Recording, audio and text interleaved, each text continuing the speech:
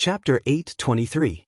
With a sigh, Bai Huang Zhongling laughed mockingly and said, "I can't believe a man of humble birth like you could obtain the legacy of the sacred emperor, and you killed the 7 primordial experts of the Celestial Court and the Buddhist League. You don't even have the chance to enter the transmigration." Waving his hand casually, Wu Qi leaped forward like a bolt of lightning. Wherever his sword passed, 3 pitch-black skeletons would have their spines broken, falling to the ground in a sorry state. Kunwu swords were extremely sharp, and they were personally forged by the Yellow Emperor, Xinyuan. How could these evil creatures withstand a single blow from them? King Yangshan and Gao burst out laughing at the same time. With Kunwu swords in their hands, they felt a great sense of heroism rising in their hearts, and their fear of Bai Huang Zhongling lessened. Bai Huang Zhongling's voice rang out leisurely, "Of course I can't decide what will happen to the 3 kings after their deaths, but of the 18 Buddhas who guard the netherworld and control the 6 paths of reincarnation, 3 of them are now waiting for the souls of the 3 kings in outer heavenly realms. King Yangshan will be a pig or a dog for all eternity, and King Yufeng will be a chicken or a duck for all eternity. You will have to be reincarnated for all eternity before you can be human again. As for the kings of East Sea Prefecture," Wu Qi's eyes went wide. Gray ghost energy shot out of them, and a spirit light that was hundreds of feet long shone out like a searchlight. Looking into the distance with the eyes of 1,000 ghosts, he saw that with the flying ship as the center, 12 pitch-black supreme towers had formed an encirclement with a diameter of 3,000 miles. Black screens of light were wriggling and leaping between the supreme towers, completely sealing off the connection between this part of the void and the outside world. Wave after wave of arrows hit King Yangshan's body, but all of them exploded into pieces on his tough flesh. King Yangshan did not move at all. "How dare a bunch of rebellious children like you say you want to take my life? Hee, pigs and dogs for all eternity? When this king annihilates your entire clan, I will definitely pour the souls of your entire clan into the bodies of pigs and dogs as sacrifices." However, it was clear that the cultivation base of the person who made this black skeleton was much stronger than Princess Zhonglu. A series of loud booms rang out as the black ripples collided with the talismans. The surrounding air was pushed away by the shockwaves, and several dozens of flying ships nearby were blown away by the shockwaves. A few of them could not withstand the shockwaves and shattered on the spot. Amidst the loud noise, the spirit talismans drawn by Princess Zhonglu continued to shatter. Every time a spirit talisman shattered, Princess Zhonglu would hold on to Wu Qi and take a big step back. The color of her pretty face had also turned a shade paler. With just a long cry, dozens of second Panga Heaven generals, Chi, were killed. Bai Huang Zhongling's voice rang out of the black skeleton again, "You are just a bunch of good-for-nothings. Your Highnesses, it's almost time for you to go." King Yangshan spun abruptly and narrowly avoided being hit in his vital organs. The arrow whistled through the air and pierced his right shoulder, bringing out a large amount of blood. "Otherwise, everything will be useless. His Majesty won't be able to send anyone to save you in time," Bai Huang Zhongling said unhurriedly. King Yangshan and Gao's faces turned extremely unsightly. It was at this critical moment that the 3,000 elites of the right army of Yuxiong drew their bows and released arrows at the same time. In the blink of an eye, 100 waves of arrows, each 3,000 strong enough to pierce through the stars, shot toward Wu Qi and the others. Bai Huang Zhongling gave a strange laugh and said, "Besides, even if His Majesty sends someone to save you, who else can he send? How do you know that the person who will save you is not here to kill you?" More than 1,000 drops of black liquid dripped out of the little skull, giving birth to more than 1,000 skeletons that emanated a threatening evil aura. At the same time, they raised up their arms and slowly approached Wu Qi and his company. Their fleshly bodies, which were rapidly losing their vitality, fell from the sky like raindrops. In the end, only the dozens of second Panga Heaven generals brought by King Yangshan managed to survive the rain of arrows, roaring furiously as they rushed to the flying ship. But as soon as they set foot on the deck, the little black skeleton let out a shrill, unpleasant cry of a child. The bodies of the dozens of loyal guards trembled, and as they had no time to produce talismans to protect their souls, A great deal of dirty blood gushed out of their 7 orifices, while their brains gushed out together with the blood. As soon as the black ripples formed by the childlike cry came in front of Princess Zhonglu, she disdainfully pointed at the air in front of her 19 times in a row. Wisps of spirit light shot out of her fingertips, forming 19 talismans that were each about a foot long in the air. Low and deep sounds of nature gushed out from these 19 talismans. There was the loud rumbling of the stars rotating, the majestic rumbling of the ocean tides, and the vigorous and loud sound of the strong wind blowing across the vast expanse of pine trees. King Yangshan laughed and said, "Cut the crap, Bai Huang Zongling. You can't kill us now, but you won't have the chance later. I'm afraid the rescue team His Majesty has sent is not far from here, right?" A deep, powerful voice rang out. "Then, can I take your life?" The sound of footsteps rang out as 3,000 elites of Yuxiong army strode out of the cabin. They quickly took control of the commanding heights on the deck and aimed their deadly dragon tendon bows at Wu Qi and his companions. Princess Zhongli's face flickered slightly. The 5-colored divine ray behind her tumbled rapidly, transforming into a misty lotus-like energy that shielded her and Wu Qi. Before the wild laughter could stop, a figure flickered in the distance, and an arrow came whistling through the air.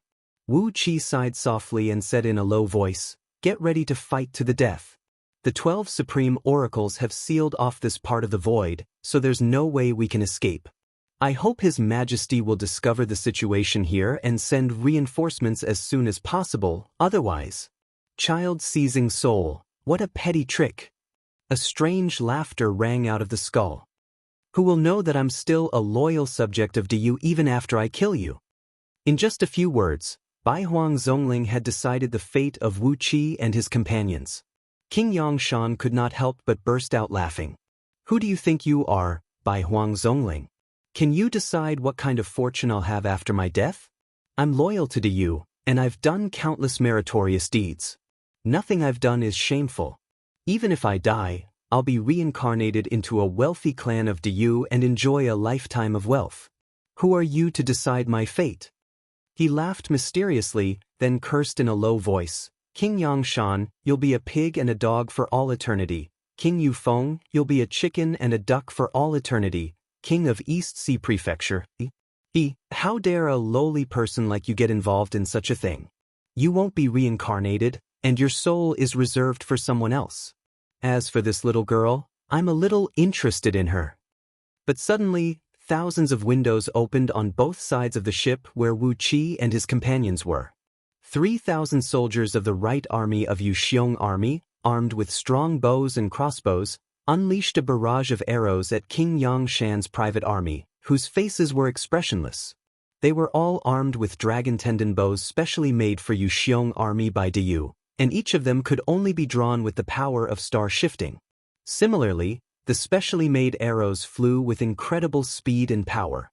Even gold immortals who were equipped with protective immortal artifacts would have a hard time blocking the attacks of these arrows. Wu Qi coughed a few times, coughed out a few mouthfuls of blood, and slowly opened his eyes. Shaking his head, Wu Qi stared feebly at the black skull and said with a cold grin, "I don't even have the chance to enter the transmigration? What about you?" King Yangshan cursed under his breath, then took a step to the side and stood in front of Wu Qi and his companions. As a top expert of Hongmengpanga heaven, King Yangshan's muscles and bones were extremely tough, and he was many times stronger than Gao, whose cultivation base was only in the 2nd Panga heaven. The guards on the flying ships noticed that something was wrong. Just now, when Princess Zhonglu and Bai Huang Zongling exchanged blows across the void, several of their ships were destroyed. Now, the private guards of King Yangshan's mansion were rushing toward the ship. The black skull hovered in front of the crowd, its deep eye sockets suddenly spewing out 2 red ghost flames. The skull opened its mouth and laughed evilly, its 2 rows of black teeth clacking against each other, making it look ferocious. A deep, old voice rang out from inside the skull. "Why are you so loyal to Du? Things should not have turned out this way." On average, these elite soldiers of Yuxiong Army could shoot 100 arrows in every second, and the strongest among them could shoot 1,000 arrows in a row in every second. The terrible rain of arrows sealed off every inch of space around the ship, piercing through the bodies of a large number of private guards brought by King Yang Qiu. Each of the arrows tore open a hole the size of a basin in their skin, and anyone who was hit by them would die. Wu Qi opened his mouth, and a beam of green light shot out. In the next moment, 4 Kunwu swords floated in front of Wu Qi. Wu Qi threw them to King Yang Shan, Jiao, and Princess Zhonglu, then grabbed one himself and said, "Your Highnesses, Zi Xian, I'm too badly injured to form the fiend-slaying sword formation. Let's fight them to the death. These swords are the divine artifacts of the sacred emperor, and these vile people." Princess Zhongli's technique of using the heavenly tune of nature to break the evil spell was extremely ingenious. 19 explosions rang out in a row, and all of Princess Zhongli's talismans were destroyed. Princess Zhongli's face was pale, but her lips were strangely red as if they were smeared with blood. A trace of blood slowly dripped from the corner of Princess Zhongli's mouth. She gritted her teeth and said, "Although it's just a small trick, this man's cultivation base is too high. Zi Xian can't beat him." Viscous black liquid dripped down from the skull's mouth. Every drop of liquid that fell onto the deck of the flying ship would slowly expand, gradually growing into a human-shaped skeleton that was about 3 meters tall. These skeletons were slender and emanated an evil aura. They looked no different from human bones, except that instead of palms, their arms ended in 2 sharp bone blades, each about 6 feet long. King Yangshan took a deep breath, took out a dozen bone talismans in a row, and slapped them on himself and Jiao. "Bai Huang Zongling, has you done anything wrong to you? Your clan has been the Yu's subject for generations. Why did you do this?" The talismans exploded, enveloping King Yangshan and Jiao with dozens of layers of bright light. Their souls, which had been severely injured by the boy's cries just now, were rapidly recovering. A shrill laugh rang out of the black skull. "How could your majesty possibly know what's going on here? Don't be fooled by the earth-shattering battle between this little girl and me just now. The people in Liangzhu don't know what's going on here. I have at least an hour, more than enough time to kill all of you." Chapter 8:24. Wu Qi's reaction was very fast. Abruptly, he raised his hand and grabbed the arrowhead. As soon as his palm touched the arrow, Wu Qi sensed that the force in the arrow was incredibly strong. With his current strength, even if he cracked his own bones and pretended to be seriously wounded, he could crush 2 or 3 stars with just one grip. But the arrow did not budge at all. The friction between the arrow and Wu Qi's palm produced a lot of sparks, and with a murderous aura, it went straight toward Wu Qi's forehead. King Yangshan smiled, then nodded to King Wei Shan and said, "It doesn't seem easy to kill me, does it?" Wu Qi's scalp went numb. Was this the trick of the Buddhist League? How did they make the souls of these bodhisattvas reincarnate into King Wei Shan's clan? It was not only because the Buddhist League could interfere with part of the power of the 6 paths of reincarnation, but perhaps someone in King Wei Shan's clan was working with them. King Wei Shan snorted coldly, then gritted his teeth and said, "Well, it's just a natural phenomena medallion. Let's see how you can resist my natal blood soul arrow." King Yangshan and Jiao burst out laughing at the same time. "Sure enough, let's see how long it takes them to kill us." King Yangshan shook his head and sighed in disbelief. "You, King Wei Shan, have guarded the imperial palace for generations, but you," King Wei Shan's face turned dark as well. He stared fixedly at the natural phenomena medallion hovering over Wu Qi's head, and only breathed out a heavy sigh after a long while. Closing his eyes, King Wei Shan gritted his teeth and said, "Damn you. Although I've only used 1/10 of my strength, I can't believe you managed to avoid a strike from the Skyblast bow. Should I say you're lucky, or you're just too tough?" Wu Qi unconsciously bent his waist backward. The arrow tore open a large piece of flesh on his palm, bringing along a stream of blood as it flew past between his eyebrows. The arrow swept across Wu Qi's eyebrows with a sharp gust of wind, tearing open a thin wound between his eyebrows. Blood continuously spurted out from the wound. Wu Qi straightened his body, and the blood slowly flowed down his face. As King Wei Shan roared, the meridians on his right wrist suddenly exploded, and a large amount of blood spurted out along with a sizzling noise. Within a blink of an eye, half of his blood gushed out and condensed into 4 red arrows in front of him, emitting a boundless killing intent. Princess Zhongli gave a soft cry, and the 5-colored divine ray spun rapidly behind her. Below the flying ship was a dense jungle, and suddenly, the jungle within thousands of miles of it began to sway even though there was no wind. Accompanied by the rustling of waves, a rich green life force gushed out of the jungle, transforming into a green torrent that leaped into the air and kept pouring into King Yangshan's body through the top of his head. The black skull opened its mouth, but no words came out. With a loud cry, King Wei Shan loosened the bowstring, and the 4 blood-colored arrows whistled through the air with thunderclaps. King Wei Shan sighed softly, then shook his head and said, "As for me, I'm the reincarnation of the Golden Boy, a disciple of the Lord Buddha, Amitabha. All I have to do is wait for this life's great achievement and accumulate boundless virtues, so that I can step onto the lotus throne and attain the golden body of Buddha before I return to my throne. From then on, I'll hold a Buddha in my hand, rule over 3,000 Buddhist kingdoms, and attain the golden body of immortality and indestructible." For a clan like King Wei Shan, every time a son of their lineal descendant was born, the oracles of the Directorate of Celestials and the Secret Palace would carefully examine the origin of their souls, lest they were incomplete or possessed by someone. But such a strict surveillance method had failed to prevent the reincarnation of a member of the Buddhist League. What had gone wrong? As King Yangshan cried out in alarm, a tall, burly man in a lavender brocade robe landed quietly on the deck. The burly man had a solemn and resolute look on his square purple face, and his long, narrow eyes were slightly narrowed, giving off a dangerous feeling that he was a scheming man. The wooden bow in his hand was nearly 10 feet tall, and the transparent bowstring, which was as thick as a thumb, was bouncing faintly.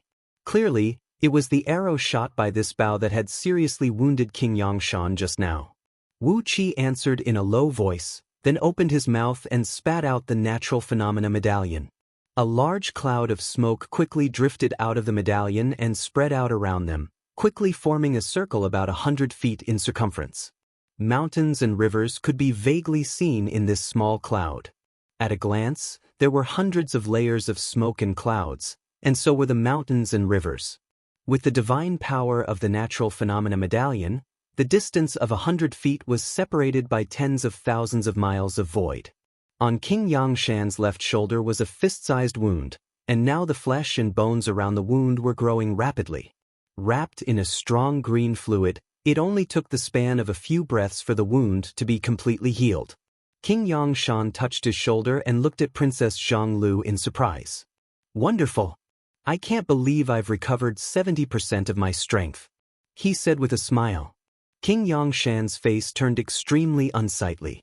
He covered the fist-sized hole in his shoulder with one hand, then gritted his teeth and looked up at the sky as he cried out, "It's you, King Wei Shan. How could you be with them? No matter who you are, it shouldn't be you." King Wei Shan smiled and bowed apologetically to King Yangshan, then slowly produced an 8-foot-long bone arrow as thick as a thumb and knocked it on the bowstring. A thunderclap rang out as King Wei Shan pulled the strangely large wooden bow in his hand. The bowstring crackled like a thunderclap, and the bone arrow shot straight toward Wu Qi's forehead with a bright beam of light. Standing behind Wu Qi, Princess Zhonglu smiled reservedly and said, "Now let's see how long it will take them to kill us." With a flash, the arrow appeared directly in front of Wu Qi and his companions, each aimed at their hearts. King Yangshan was about to say something when Baihuang Zongling's strange howl rang out from the black skull. "Why are you still talking to him, King Wei Shan? Quickly kill them and capture that woman for this old man. If you keep talking, I'm afraid the human emperor will find out that something is wrong and send his revered elders from the secret palace. That will be a big problem." As soon as these people and skeletons stepped into the cloud, their bodies shrank rapidly, turning into the size of needle tips in the blink of an eye and sinking into the boundless mountains, rivers, cities, towns, and villages. Wu Qi's natural phenomena medallion had fused with the essence of the Pearl of Shin from the ancient era, so it was filled with boundless illusions. The skeletons were only acting on instinct, But as soon as the 3,000 soldiers of Yuxiong army entered the cloud, they were immediately bewitched by the illusions. As for the thousands of black skeletons, they were killed by Princess Zhonglu with a great number of thunderbolts she had gathered. Countless tiny bolts of lightning were darting back and forth in the cloud, turning into a dense electric net that came whistling down.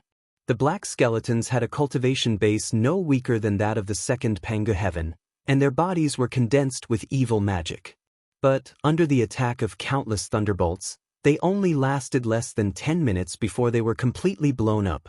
As King Wei Shan scolded generation after generation, King Yang Shan's face grew more and more unsightly. Gao's eyes slowly widened, and in the end, his eyeballs almost popped out of their sockets. So many generations of King Wei Shan were reincarnations of the Buddhist League. 7 generations of King Wei Shan had served 3 generations of human emperors, including the current Emperor Haozuan. Yet, their most trusted Imperial Guard leader was actually a reincarnated Buddhist League Bodhisattva. Sky Slayer Bao, split the void, slay the devil, go. King Wei Shan used so much force that his skin cracked and cracked. Wu Qi gave a strange laugh. As he opened his eyes, Pangu's sacred energy rolled over from all directions and kept seeping into his body.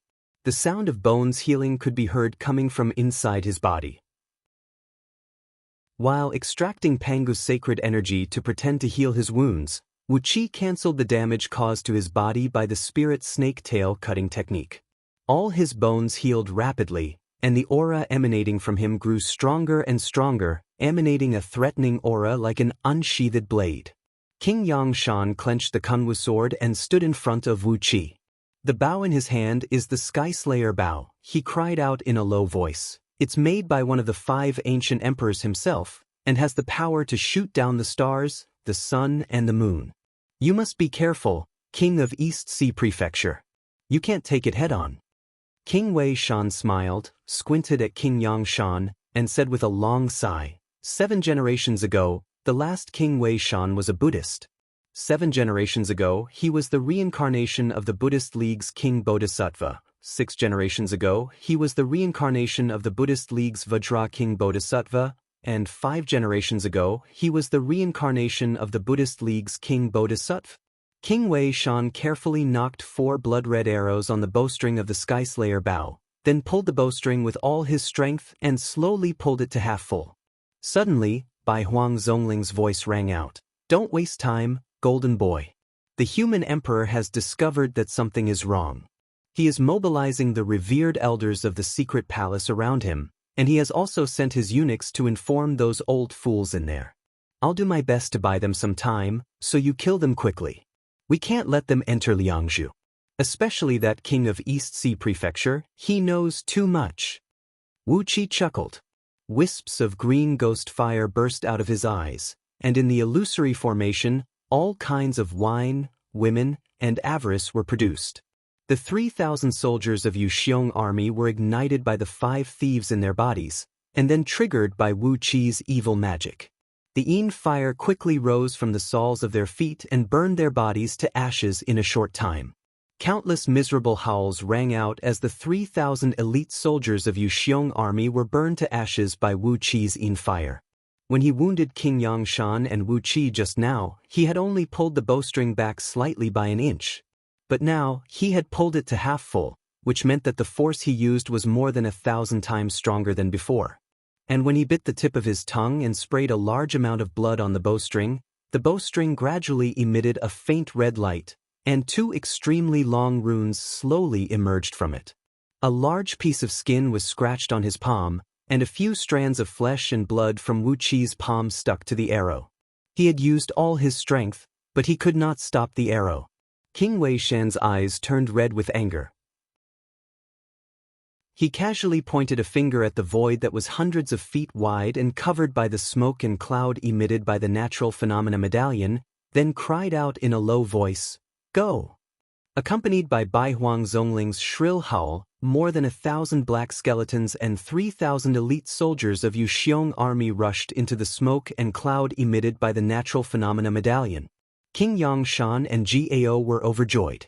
It was true that the Skyblast Bow was a divine artifact made by the 5 ancient emperors, but the Natural Phenomena Medallion was also a legacy of the sacred Emperor Xuanxu, one of the 5 emperors. With the protection of this artifact, even if King Wei Shan's cultivation base was higher than King Yang Shan's, and the Skyblast Bow's power was even more amazing, King Wei Shan might not be able to get what he wanted today. The burly man, who was called King Wei Shan, twitched the bowstring with his fingers and made a deep buzzing sound. At the same time, he sneered disdainfully and said, "Why can't it be me? If there can be a so-called rebel in Yuxiong army, why can't it be me?" Chapter 825. Ignoring the 10,000 miles of void created by the Natural Phenomena Medallion, the blood-red arrow leaped through the void and came in front of Wu Qi and the others. It was at this point that they saw the different responses of Wu Qi and his companions. Gao, who had the weakest cultivation base among them, threw himself flat on the ground. Suddenly, a thick shield crafted from a green turtle shell appeared over his body. King Yangshan gave a loud cry as a large sheet of blood-red light burst out of his fists and slammed them toward the incoming arrow. Princess Zhang Li's body swayed, and then she quietly disappeared amidst the 5-colored divine light, not making any contact with the arrow. Meanwhile, Wu Qi kicked King Yangshan with one foot and kicked Jiao in the waist with the other. Meanwhile, he exercised the dragon kill, causing his body to suddenly grow to about 1,000 feet tall, with countless thick and heavy purple-gold dragon scales emerging all over his body. Lying on his stomach on the deck, Gao's shield, which was crafted from the shell of a spirit turtle, was silently pierced through by the blood arrow. Trembling slightly, the arrow adjusted its direction, making a 90-degree turn and shooting straight toward his heart. Instinctively, Zhou sensed a blazing killing intent coming at his back. He roared in despair and tried his best to push himself off the deck with both hands, trying to move his vital organs away. However, Wu Qi kicked him in the waist and sent him flying a few feet away. The arrow came whistling over and pierced Wu Qi's calf. At the same time, Wu Qi kicked King Yangshan in the waist, sending him flying 80 feet away. The arrow that was about to pierce through King Yangshan's body also pierced through Wu Qi's thigh, and all the blood flowed into Wu Qi's body. Princess Zhanglu roared furiously in a low voice. Her avatar of the god of thunder appeared amidst the 5-colored divine light, and with a wave of her hand, 1,000 thunderbolts as thick as water buckets smashed down and hit King Wei Shan, who was gasping for breath. King Wei Shan was caught unprepared by the thunderbolts. His energy was almost exhausted, and he was badly battered by the continuous thunderbolts. His clothes were torn to shreds, and his skin was torn apart by the violent thunderbolts, revealing his slightly purplish-golden bones. As Wu Qi was busy trying to rescue King Yangshan and Gao, both his legs were pierced by the arrow, and he had no time to dodge the incoming arrow. Fortunately, he had transformed into a dragon man, and his body had expanded to about 1,000 feet tall. So, the blood arrow that was aimed at his heart only hit his lower abdomen, leaving a hole the size of a large bowl on his abdomen. The penetrative force of the arrow pierced through his body and came out from his back. Even though he was busy, he was still able to control his muscles and bones to wiggle and move the internal organs near his lower abdomen. Apart from 2 layers of muscles and 6 layers of dragon scales, all the important organs in his lower abdomen had avoided the blood arrow. The hole looked ferocious, but in fact, it did not cause too much damage to Wu Qi. On the contrary, the arrow shooting toward Princess Zhanglu suddenly lost the aura of Princess Zhanglu. Unable to lock onto its target, it turned straight toward Wu Qi, piercing through Wu Qi's left rib and coming out from the 3rd rib on his right. Fortunately, Wu Qi reacted quickly, but the arrow still grazed Wu Qi's lungs and liver, nearly piercing through these 2 important organs. Coughing, Wu Qi coughed up a mouthful of blood and staggered a step back before he finally steadied himself. His legs, abdomen, and ribs had all been pierced through. 4 life-threatening blood arrows had actually been absorbed by him alone. The terrifying power of the Sky Slayer bow had truly made him experience it firsthand. The dragon scales on his body were strong enough to withstand dozens of full-force attacks from Wu Qi and remain unscathed, but they were easily pierced through like wooden planks in front of the arrow. How could the power of Skyblast Bao be so terrible? Taking a deep breath, Wu Qi crazily mobilized the Pangu's sacred energy around him to heal his wounds. While bombarding King Wei Shan with thunderbolts, Princess Zhonglu also mobilized the life force of green wood that kept seeping out from the dense forest below and injecting it into Wu Qi's body. With a two-pronged approach, the wounds on Wu Qi's body quickly healed, and his muscles were rapidly regenerating. The only thing that made Wu Qi secretly happy after being hit by the 4 blood arrows was that the hardness of his bones had exceeded his expectation after he absorbed the remains of the ancient immortal in the ghost realm. He was hit by 2 arrows in his legs, but the blood arrows only broke his muscles and exploded when they hit his leg bones. They did not cause any damage to his bones at all. It could be seen that King Wei Shan could not hurt Wu Qi's bones even with the half-drawn Skyblast Bao. The strength of his bones had far exceeded his current realm. King Wei Shan, who had almost exhausted his energy, was almost killed by the thunderbolts. When he pulled the bow, the powerful counterforce of the Skyblast Bao cracked his skin, and his muscles were full of internal injuries. The powerful thunderbolts triggered by Princess Zhonglu kept bombarding him, sending his flesh and blood flying in all directions. He was in great pain. At this moment, he was unable to resist Princess Zhonglu's attack at all. In for a penny, in for a pound, in for a pound. King Wei Shan simply recited an incantation and shouted sternly, "Blood curse, activate." With the incantation, the remaining blood of the blood arrows that had just shot into Wu Qi's body suddenly erupted. The evil curse power, which was like a scourge, turned into countless ferocious beasts that ran wildly through Wu Qi's body, wreaking havoc through his blood vessels and meridians, and devouring his essence and blood. Wu Qi could not help but feel amused. If it were someone else, it would be a great trouble to have such a devouring poison curse enter their body. They might even be killed on the spot by this insidious trick. However, King Wei Shan possessed the nature harmonization technique and a wisp of the first innate thieving energy hidden in his body. Did he want to devour Wu Qi's essence and blood, or did he want to send himself a gift? Without making a sound, Wu Qi exercised his cultivation technique. The chaotic energy mixed with the thieving energy circulated 9 times in his body, and the blood essence that had invaded his body was instantly refined by him. This was an arrow launched with half of King Wei Shan's blood essence, so at least 60% of it had seeped into Wu Qi's body. As King Wei Shan's cultivation base was 1 grade higher than King Yang Shan's, this blood essence was a great tonic for Wu Qi. His wounds healed rapidly, and even his broken dragon scales were rapidly regenerating. His face glowing because of the nourishment of the huge amount of blood essence, Wu Qi smiled and crooked his finger at King Wei Shan. "What other tricks do you have? Bring them all on." This Skyblast Bao is not bad. I can't believe the natural phenomena medallion couldn't stop it. Could it be that Emperor Ku's cultivation base is stronger than Emperor Zhuanshu's? King Yangshan, who had been kicked away by Wu Qi just now, took a step forward and came next to Wu Qi. "It's not that Emperor Ku's cultivation base is stronger than Emperor Zhuanshu's," he said in a deep voice. "It's just that this Skyblast Bao is a weapon specially designed for killing. The 5 ancient emperors of the human race, including the Yellow Emperor Xinyuan, have all left a restrictive talisman on it. That's why it can ignore the natural phenomena medallion's defense and kill us directly." Wu Qi's eyes lit up. A treasure crafted by Emperor Ku himself, and which the 5 ancient emperors had all left a restrictive talisman on it.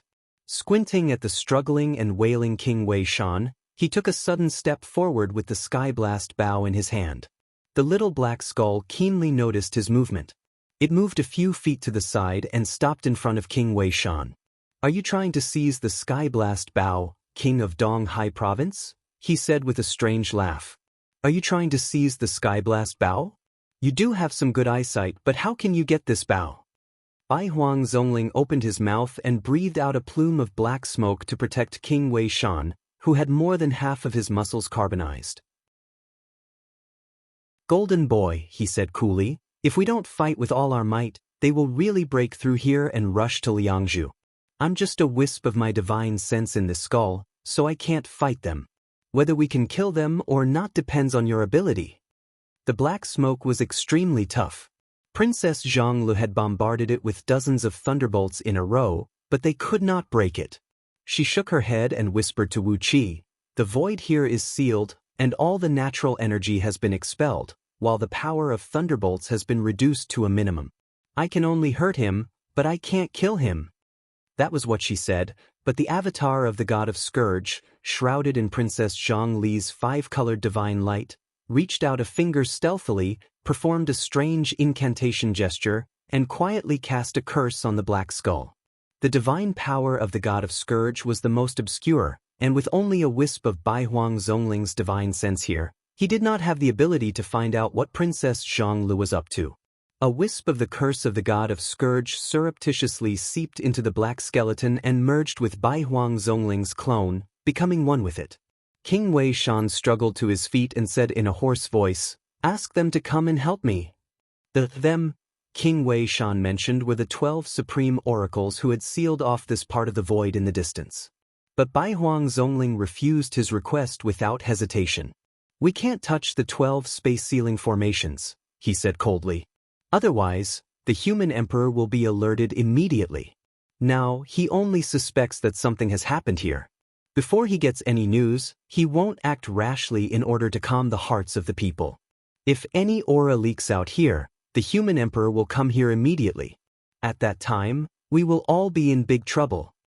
After taking a deep breath, Bai Huang Zongling snapped, "What are you waiting for? What are you waiting for?" King Wei Shan gave the black skull a venomous glare, then gritted his teeth and said, "Fine. Immortal Haoshu, I'll remember you." King Yang Shan and Gao exclaimed in unison, while Wu Qi scratched his head in frustration. 8 generations of King Wei Shan's bloodline were reincarnations of Buddhists, but this Bai Huang Zongling was actually the reincarnation of an immortal. What the hell was wrong with Great Yu? Why were there all kinds of people in this world? Wu Qi could tell that even if the 12 supreme oracles could move, they would not help King Wei Shan, not to mention that they had to maintain the space-sealing formations. Bai Huang Zongling seemed to be deliberately forcing King Wei Shan to fight desperately. Was this some kind of small friction between the Celestial Court and the Buddhist League? But King Wei Shan's next move made Wu Qi have no time to think about anything else. King Wei Shan took a deep breath. A beam of auspicious light rushed up from the top of his head, amidst which 1,000 feet tall 8-armed golden ape quietly emerged. This was the heaven-ripping divine ape, a divine beast famous for its boundless strength, and its strength was only inferior to a few rare divine beasts with ancient bloodlines. The sky-ripping divine ape beast soul slowly shrank until it was only 2 meters tall. The beast soul narrowed its eyes and grabbed King Wei Shan's body. Then, it placed the upright King Wei Shan on the bowstring of the Skyslayer bow as if he was a long arrow. The beast soul bared its fangs and slowly pulled the Skyblast bow until it was 3/4 full. King Wei Shan recited an incantation in a low voice. Drop by drop, blood oozed out of his body and slowly covered his skin with a thick layer of blood. Fresh blood covered his body, making him look no different from a sharp arrow. Wu Qi and the others were speechless. Using himself as an arrow, King Wei Shan was really going to fight desperately. A loud twang rang out from the bowstring, and King Wei Shan howled as he was shot out by his own beast soul. Chapter 8:26. With his body as the arrow and his life as the arrow, all his spirit, energy, and spirit had been fused into the arrow. It would either kill the enemy or himself. As soon as the arrow was released, King Wei Shan's beast soul turned into a beam of golden light and fused into his body. Abruptly, the giant arrow transformed into a beam of blood-red light that was about 10 feet thick and over 1,000 feet long, flashing across the void and coming in front of Wu Qi and the others. The first to bear the brunt of the attack was King Yang Shan, who was holding the Kunwu sword. King Yang Shan let out a long roar. A plume of cloud rose from the top of his head, from which Yazi, one of the 9 sons of the dragon, roared and rushed out, holding a fierce knife shrouded in blood-red light. As soon as his beast soul appeared, a fierce killing intent swept out in all directions. After a long roar, Yazi plunged down and suddenly merged with King Yangshan's body. All of a sudden, King Yangshan's body swelled up like a steamed bun. By the time the arrow was less than 3 inches away from him, King Yangshan had turned into a meatball less than 10 feet tall, 10 feet wide, and 13 feet thick. The astonishingly huge lump of flesh had 2 extremely long arms, and each arm was astonishingly thick and strong. 2 streams of hot white smoke puffed out of King Yangshan's nostrils as he swung the Kunwu sword and slashed it down at the incoming sword light. With a crisp clang, the Kunwu sword slashed into the arrow formed by King Wei Shan's body. It went all the way from the arrowhead to a depth of 3 feet. Blood sprayed out in all directions, and the sharp Kunwu sword was sent spinning away. A loud rumble rang out from King Yangshan's right arm as it was torn to pieces by a great force from his fist to his shoulder. Flesh and blood sprayed out in all directions, and King Yangshan, who had merged with his beast soul, shrieked in pain. The blood-red light flew past and brushed past King Yangshan's shoulder. Half of King Yangshan's huge body was blown away, leaving a gash about the size of a water tank on his body. The right half of his body was almost gone, exposing all his pink lungs, and blood gushing out of them like cheap spring water. Howling, King Yangshan fell to the ground, his life force rapidly dissipating. The cultivation techniques of the human race were different from the immortal arts of the immortals. No matter how strong a human warrior was, even one of the strongest experts in Hongmeng-Panga heaven like King Yangshan, his life would be in danger from such a serious injury. But the immortals were different. The source of their power was their powerful immortal soul. Even if their fleshly bodies were reduced to ashes, as long as a wisp of their immortal soul remained, they would never die. Oftentimes, immortals would be decapitated by a sword, and the head would fly away with a beam of light. Even if half of the body was left behind, it was not a big deal. But human warriors did not have such divine abilities or secret arts. Almost half of King Yangshan's upper body was destroyed. It was an injury that would kill a mortal instantly, but it was also fatal to him. King King's body, as he stood, and could, as long as he could keep his body pressed against the ground. Chi as he could.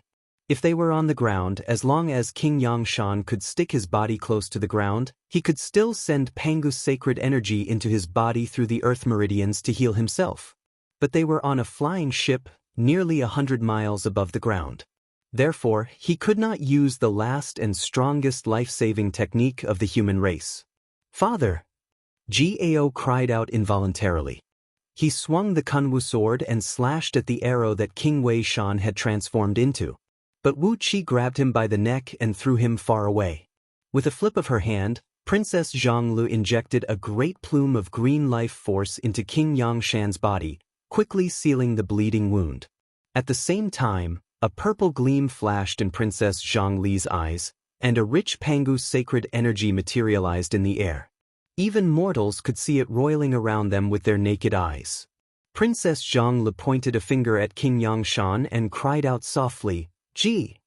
In the next moment, streams of Pangu sacred energy kept pouring into King Yangshan's body, healing his broken body at an incredible speed.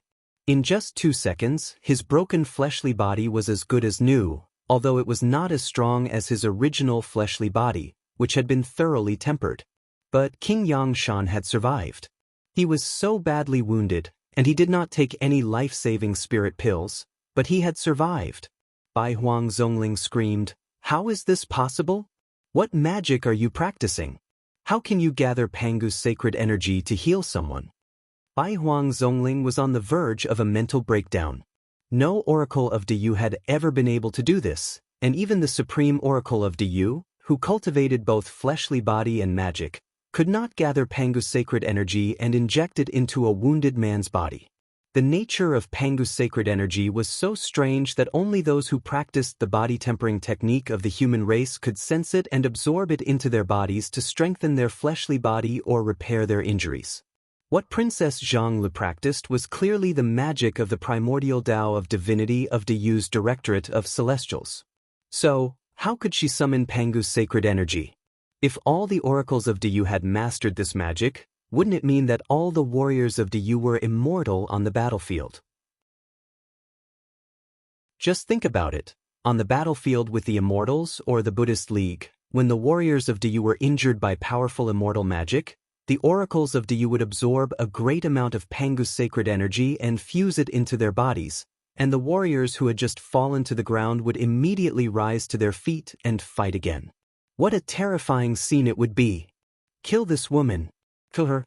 Golden boy, kill her. Bai Huang Zhongling screamed at the top of his lungs. Before his voice could fade away, Bai Huang Zhongling cried out again, "Quick! Kill them all. A few old fogies from the secret palace are coming this way." While Bai Huang Zhongling was screaming like a madman, King Yangshan and Gao's eyes turned green as they screamed, "Wonderful! What kind of technique is this? King of East Sea Province, if you can offer this magic to Diyu, we will make an exception for you and promote you to the rank of Prince of Mountain and Water, which can only be conferred by members of the imperial clan." Bai Huang Zhongling thought of the heavy casualties that might be brought to the Celestial Court and the Buddhist League if this magic was used by Diyu on the battlefield, and so did King Yangshan and Gao. If Princess Zhongli's magic could be learned by all the oracles of Diyu, the combat prowess of the Great Yu army would increase by more than 10 times. In other words, it was equivalent to Diyu expanding its army by 10 times without consuming more resources. It was an amazing feat. With this credit, it would not be an exaggeration to promote Wu Qi to the rank of Prince of Mountain and Water, which could only be conferred by members of the imperial clan of Diyu. Wu Qi's eyes lit up. He roared with laughter and said, "Wonderful! This is a simple method. I'll just ask Zixian to teach it to the great oracles of the Directorate of Celestials." Before Wu Qi could speak, the arrow that King Wei Shan had transformed into had approached Wu Qi's body. A shrill whistle rang out of the blood-red light as King Wei Shan recited a vicious incantation and forced out all his spirit, energy, and soul. The arrow suddenly grew several times larger, and like a mad blood-red fiend dragon, it was about to devour Wu Qi and Princess Zhonglu at the same time. Wu Qi raised the Kunwu sword, gripped the hilt with both hands, and swung it down at the blood-red light amidst a vast purple mist. King Wei Shan screamed hoarsely. Suddenly, he burned part of his soul and pushed the speed of the arrow to the limit. There was no turning back for this arrow. He had to kill Wu Qi so that he could not bring back the complete information he had obtained from King Baishan to Liangzhu, and he had to kill Princess Zhonglu so that she could not teach the deadly method of controlling Pangu's sacred energy to the oracles of the Directorate of Celestials. Just as the Kunwu sword was about to collide head-on with the arrow, Wu Qi suddenly gave a strange laugh. A beam of starlight shot out from the top of his head, and Dark Ein's celestial tower flew up and shattered the void. With a flash, Wu Qi and Princess Zhonglu moved hundreds of feet forward amidst the starlight, dodging King Wei Shan's deadly blow. Even though there were 12 supreme high priests sealing off this part of the void, this space was already as solid as an iron wall. But with the small world transformed from the natural phenomena medallion neutralizing the power of the 12 space-restricting formations, Wu Qi could still travel a short distance by relying on the power of Dark Ein's celestial tower. As soon as he moved, the arrow that King Wei Shan had transformed into swept past where he was just now, shooting forward with a dazzling beam of blood in the air.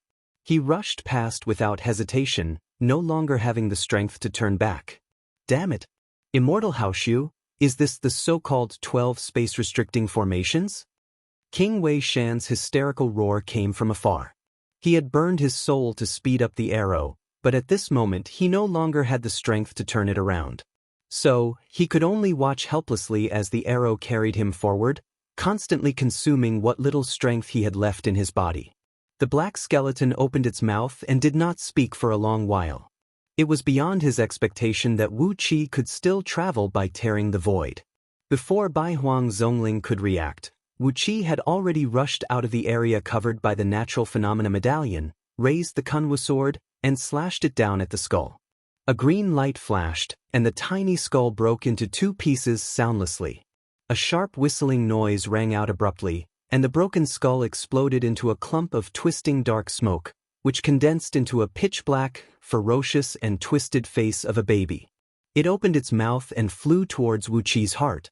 Before the manifested curse could approach Wu Qi's body, Princess Zhongli gave a cold snort and grabbed the tiny clump of black smoke. A large sheet of lightning flashed in her palm as she shattered the curse bit by bit. Bai Huang Zongling was shocked. Although the skeleton he possessed had been destroyed, he still let out a loud roar across the void. "What are you waiting for? Kill them now. Do you really want us to be hunted by Yu all over the world?" All of a sudden, the 12 supreme towers that sealed off the void thousands of miles away flashed and teleported to the side of the flying ship where Wu Qi and the others were. Their deep chanting brought a gust of chilly wind and blew toward Wu Qi and the others. An evil force filled the void, causing the light in the surroundings to suddenly dim and distort. Both space and time were frozen, and Wu Qi and the others were sealed on the flying ship, unable to move. The 12 supreme oracles had joined forces. Before they could launch their attack, the momentum of their chanting was suffocating. Even with Wu Qi's cultivation base of an 8th-tier primordial immortal, he could not withstand the terrible pressure. Just as the 12 supreme oracles struck with all their might, a beam of starlight shot over from a distance and came to Wu Qi and the others in the blink of an eye. Emperor Haozuan, with the starlight flickering in all 360 acupoints of his body and silver-purple light radiating from all over his body, had come to the rescue. He gently pushed a palm toward the void and uttered a soft incantation. The 12 supreme towers shattered at the same time, and the supreme oracles inside the towers howled miserably as the curse they had cast backfired on them, causing them to cough up blood and fall to the ground. All of Yu's supreme towers were buried with vicious restrictive spells when they were crafted, which were known only to the human emperor and the first master of the secret palace. They were Yu's most secret and deadly means of control. The 12 supreme oracles did not have time to prepare for the sudden change.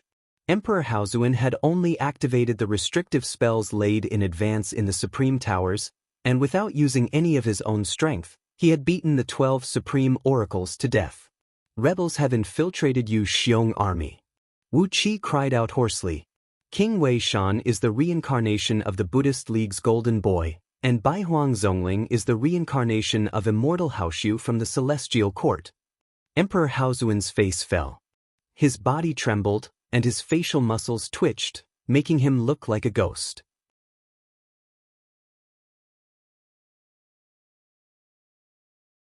Chapter 827.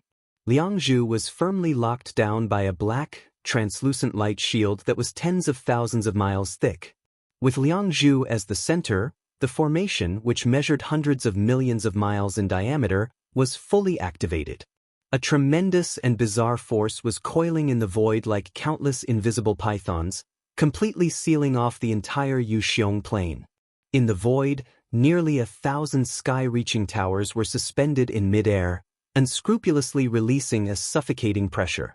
An old man sat cross-legged on top of each supreme tower, their eyes flickering with ghostly fire and their bodies emanating a strong aura of ghost gods. They did not look like living beings at all. Bai Huang Mo, the first Grand Elder of the Secret Palace, stood on top of a supreme tower in the middle with a small pot of foul-smelling potion in his hands, gnashing his teeth and stomping his feet while cursing something. The sleeves of the old men sitting cross-legged on top of nearly 1,000 supreme towers were embroidered with at least 3 black emblems of supreme towers. These old men were the strongest experts of the revered temple of the Secret Palace in Yu, and also a group of dying men who did not have long to live. Normally, these revered elders would take secret medicines and enter a state of hibernation in cold caves specially constructed by the Secret Palace. Unless they encountered a major crisis that could topple Great Yu, they would never come out of their seclusion, because every time they went out, their remaining lifespan would be depleted rapidly. There was no doubt that this was a crisis that could shake the foundation of Yu. Nearly 1,000 revered elders had been dispatched, which was nearly 10% of all the revered elders in the entire revered temple who had entered hibernation. Coupled with the fact that the strongest defensive formation in Liangzhu had been activated, this force was more than enough to deal with any unforeseen events. Because of years of studying all kinds of bizarre magic, the flesh and blood of these revered elders sitting cross-legged on top of the supreme towers had become inhuman, and because of the long hibernation, they had become gloomy and gloomy. But, the divine will released from their souls had become scorching hot and anxious. Their divine will kept scanning the void hundreds of millions of miles around Liangzhu, stirring up a scorching wind and making the atmosphere in Yuxiong Plain more and more tense. Outside Liangzhu, hundreds of military camps of Yuxiong army were guarded by revered elders from the secret palace.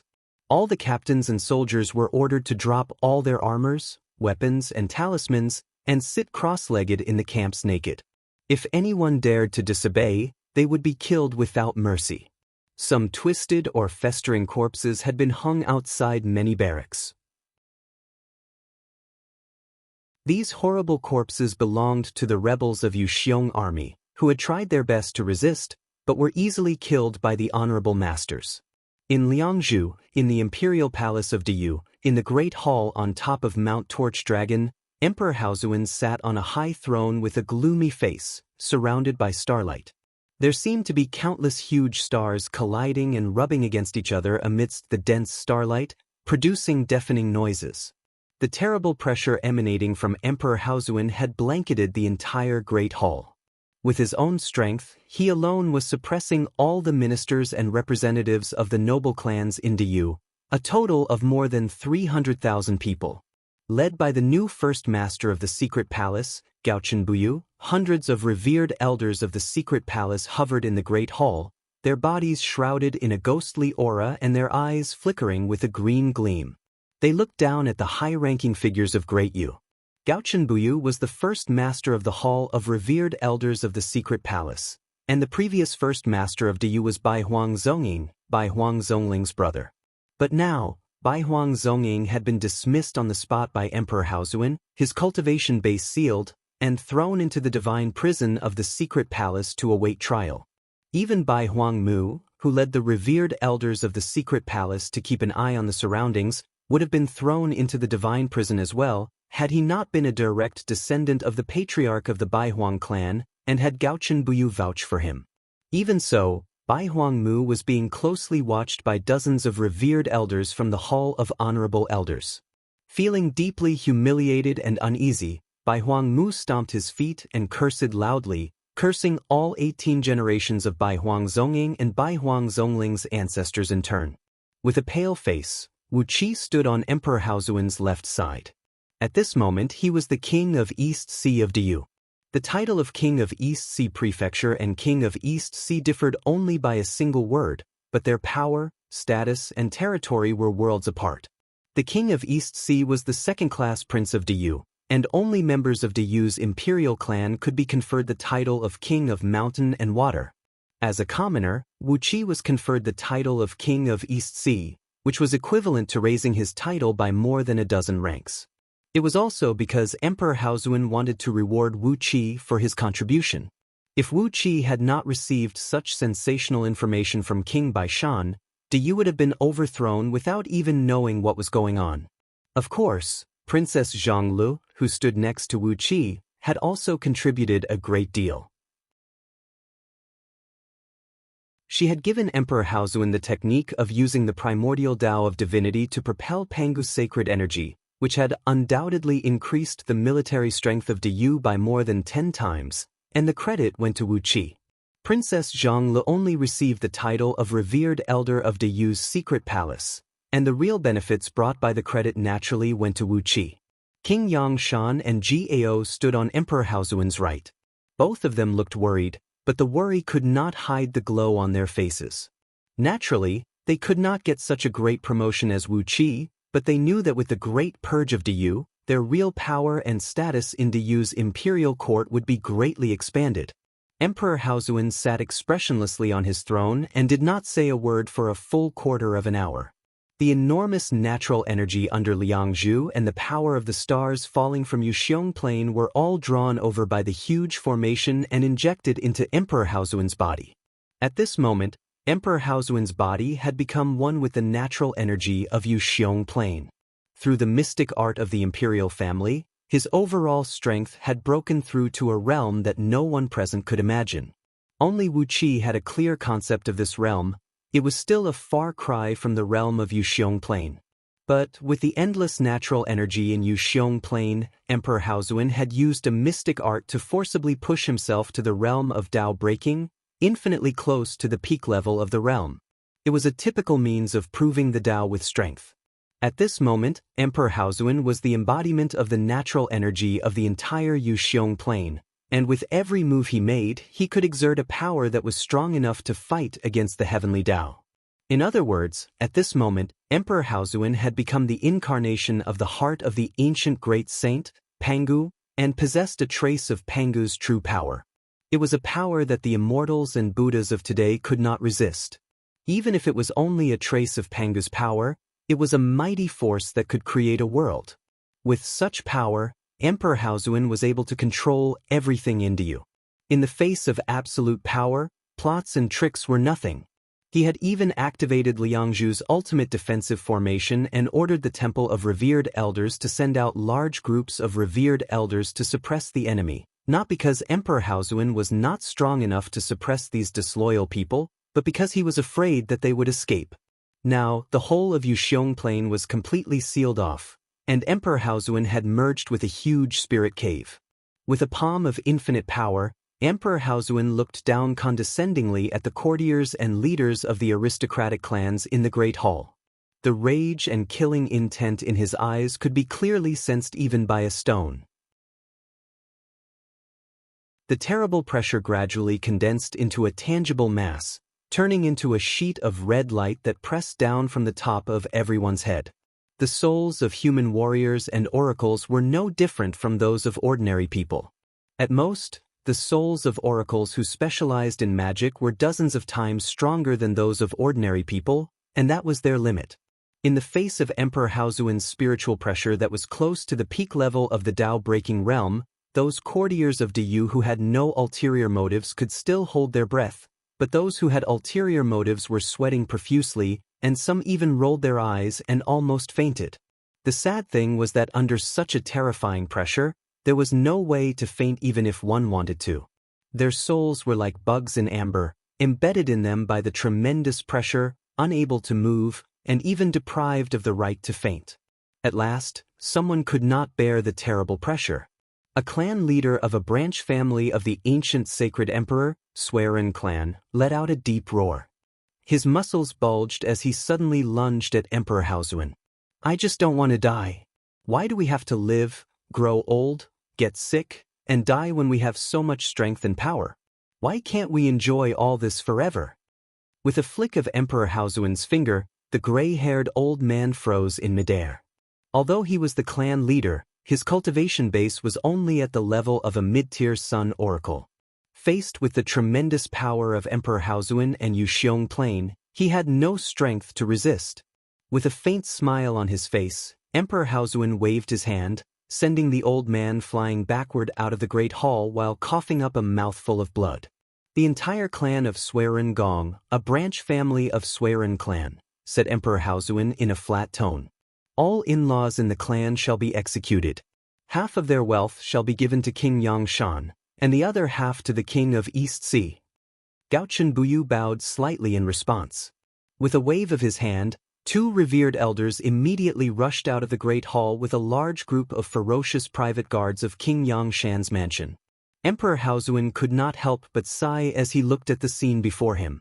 Yuxiong army could not be mobilized until all the rebels were found out, and the mighty human emperor had to rely on the private guards of a loyal king. How could he endure such a situation? But at the same time, Emperor Haozuan could not help but rejoice. If Wu Qi had not pestered King Baishan and made him reveal his weakness, only heaven knew how far things would have gone in the end. Emperor Haozuan could not help but shudder at the thought that something had gone wrong with Yuxiong army, the most important force in Diyu, and when he remembered that something had gone wrong with the Baihuang clan, the #1 clan of Diyu's oracles, he felt a lingering fear that he had just escaped from death. At the thought of this horror, Emperor Haozuan could not help but turn around and slap Wu Qi on the shoulder. "It is my honor to have such a loyal subject as the King of East Sea." Wu Qi bowed slightly to show his modesty, but Emperor Haozuan suddenly burst into a hysterical rage. He jumped to his feet, pointed at the courtiers, and bellowed, You have been important subjects of the human race for generations. You have enjoyed the offerings of countless people of Diyu, and yet, you have done such a thing. Aren't you ashamed of yourselves? A tremendous pressure swept through the great hall like a hurricane. Tens of thousands of Diyu subjects fell to their knees, and some of them even bled from their 7 orifices and suffered serious injuries to their internal organs. All the people who knelt on the ground were guilty. In the face of the spiritual pressure of a peak-level Tao-breaking expert, they could not keep the secrets in their hearts. Of all the courtiers in the court, 15% had something wrong with them. This meant that 15% of the powerful clans of Diyu had something wrong with them. Emperor Haozuan's face was pale, and it was even more unsightly than when he heard Wu Qi's cry when he went to rescue Wu Qi.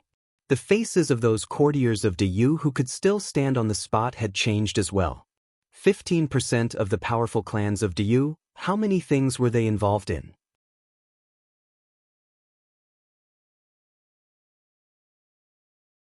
Chapter 8:28. As the thunderclouds pressed down rapidly, Wu Qi and Princess Zhongli stood under them with hundreds of generals from East Sea. Their bodies were illuminated by lightning, and the flickering light made their faces flicker, making them look like evil ghosts. 3 days had passed since Emperor Haozuan had summoned all the courtiers in Liangzhu for a grand court meeting, and the purge of the rebels in Diyu had just begun. At the moment, Wu Qi was leading hundreds of East Sea generals and more than 100,000 soldiers to besiege the headquarters of Ji clan, a famous aristocratic clan in Diyu. Ji clan was a noble clan with the bloodline of the sacred Emperor Shenyuan, a branch of Diyu's imperial clan. It was a powerful clan that almost single-handedly controlled all kinds of craftsmanship workshops in Diyu's Directorate of Celestials, and was responsible for the production and storage of all Diyu's armaments. Because of this, Ji clan's wealth was second only to Emperor Haozuan's in Diyu, and it was the most extravagant and decadent among all the aristocratic clans in Diyu. The long period of enjoyment and carefree life had almost turned Ji clan into a pure merchant clan. They did not care about the power struggle in the imperial court, nor did they care about anything outside of Diyu. They only cared about whether their mansions were luxurious, whether their concubines were beautiful, and whether their maids were enchanting and charming. They devoted all their energy to enjoying themselves, so Ji clan was almost the first clan to betray Diyu. For so many years, Ji clan, relying on their advantage of being in charge of the production of armaments in Diyu, had secretly stockpiled a large number of rare materials and traded them to the Celestial Court and the Buddhist League. These materials were considered precious on Pangu continent, and in outer heavenly realms, they were precious treasures that would make people risk their lives for them. But Ji clan had secretly sold them to outsiders. As the price for betraying Diyu, the people of Ji clan were given a great number of life-prolonging spirit pills, as well as countless enchanting and beautiful fairies as their exclusive property, which they enjoyed wantonly. On top of that, the patriarch and elders of each generation of Ji clan would be secretly taken away when their lifespans were about to come to an end. Those primordial immortals would personally give them cultivation base, abolish the cultivation technique of the human race that they had been cultivating since they were young, and reforge their fleshly bodies in the 8 treasures lotus throne of the Buddhist League, transforming them into cultivators. In the Celestial Court, there was an immortal family in charge of forging immortal artifacts in the Celestial Court. Their surname was Ji. It was a complete betrayal. Because of the betrayal of Ji clan, the immortals of the Celestial Court would have at least 3 to 5 extra materials to craft primordial artifacts every eon. Many of them could not be found in outer heavenly realms, and were sold to the Celestial Court by Ji clan in secret.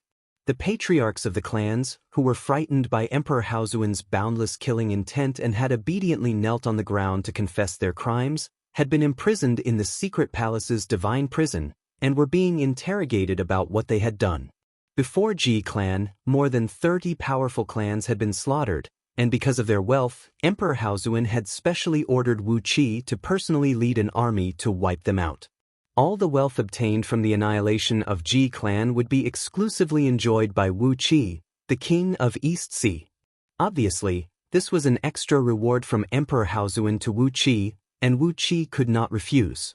He hastily mobilized hundreds of East Sea generals with the cultivation bases of the Second Panga Heaven, and tens of thousands of soldiers of the East Sea of varying strength from the armory of Dayu's Directorate of Celestials to attack G-Clan.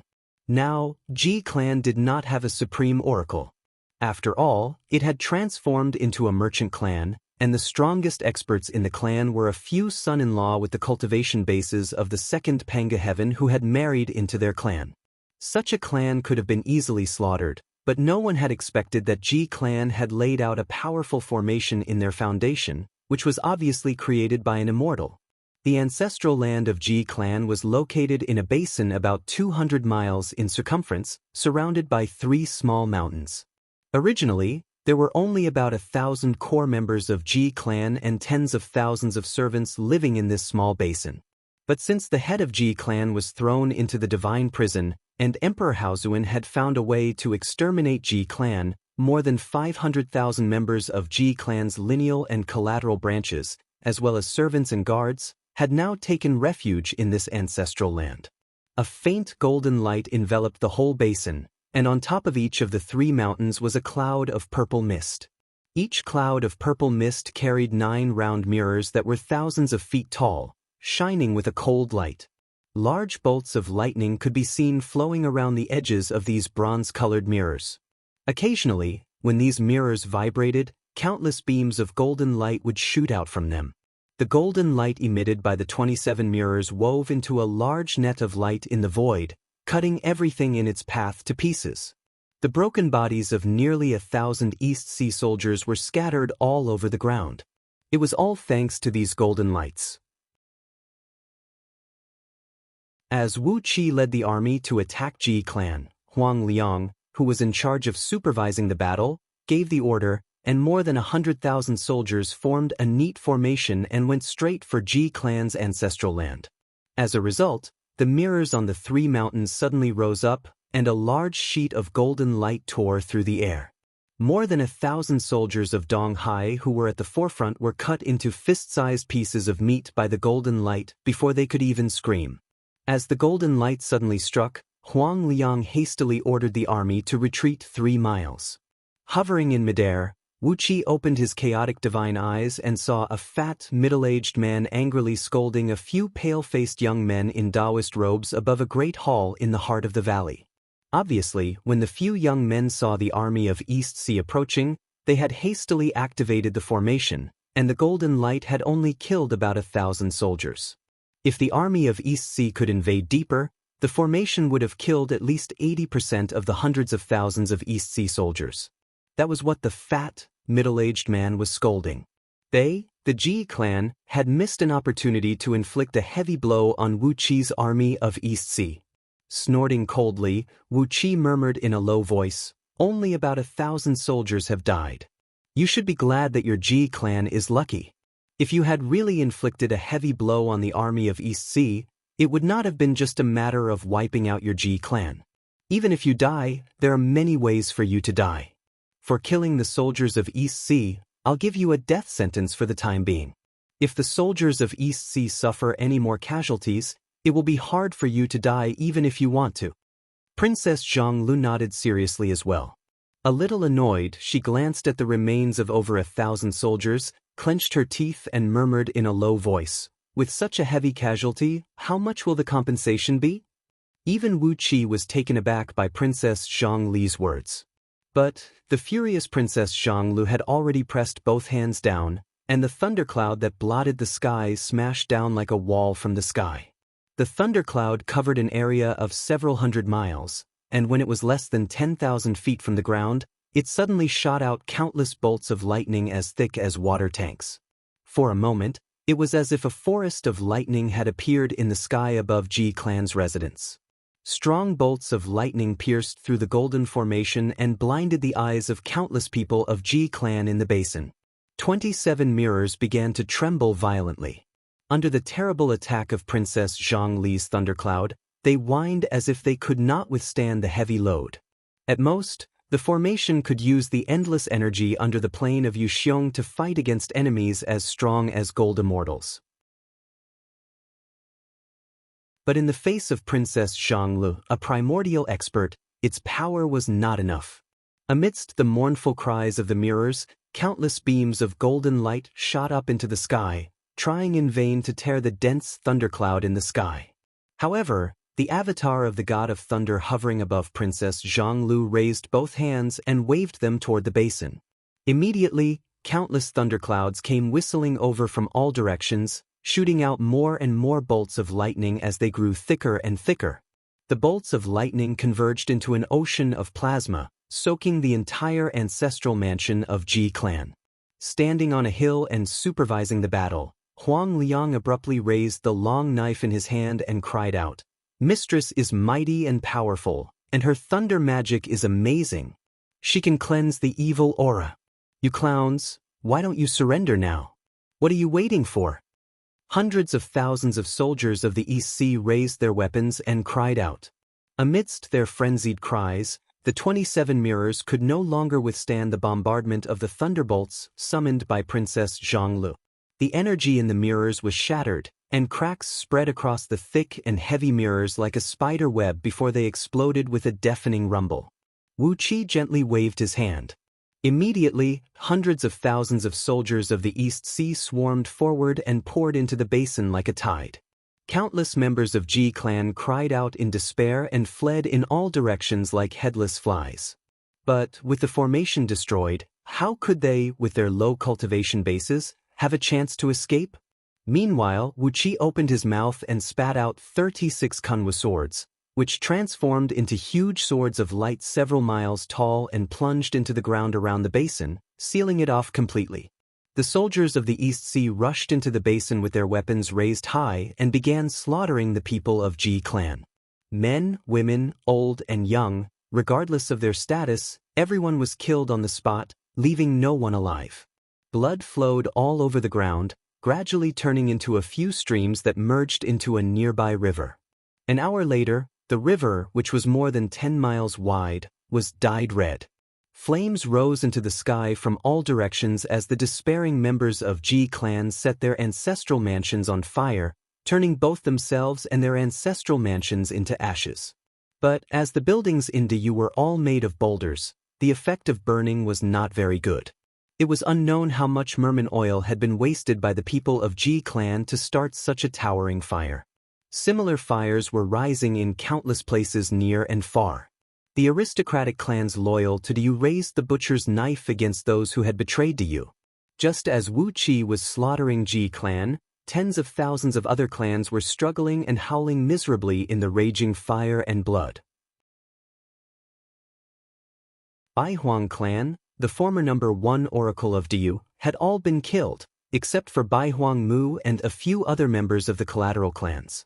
Hundreds of supreme oracles from Baihuang clan had fallen at the hands of revered elders from the secret palace. Faced with the siege of revered elders, they were so vulnerable after losing their supreme towers, the strongest fortress. Wu Qi glanced around. With his chaotic divine eyes, he could see what was happening in a very long distance. In the barracks of Yuxiong army, he saw large groups of soldiers howling in despair being escorted to the edge of a huge pit. The private guards of those aristocratic clans loyal to Diyu had raised their weapons, killed these soldiers who had disobeyed Diyu, and thrown them into the pit. Large-scale resistance broke out in some barracks, but revered elders from the secret palace immediately carried out bloody suppression on these soldiers who dared to resist. In the face of the destructive means of the supreme oracles, the so-called resistance of Yuxiong army was so weak and laughable. All of a sudden, the East Sea army that had rushed into the depths of Ji clan's ancestral mansion burst into deafening cheers. "Your Excellency, we've found the treasury of Ji clan," cried Huang Liang. "So many treasures, so many good things." Wu Qi burst into laughter as he pulled Princess Zhonglu and flew swiftly towards the ancestral mansion.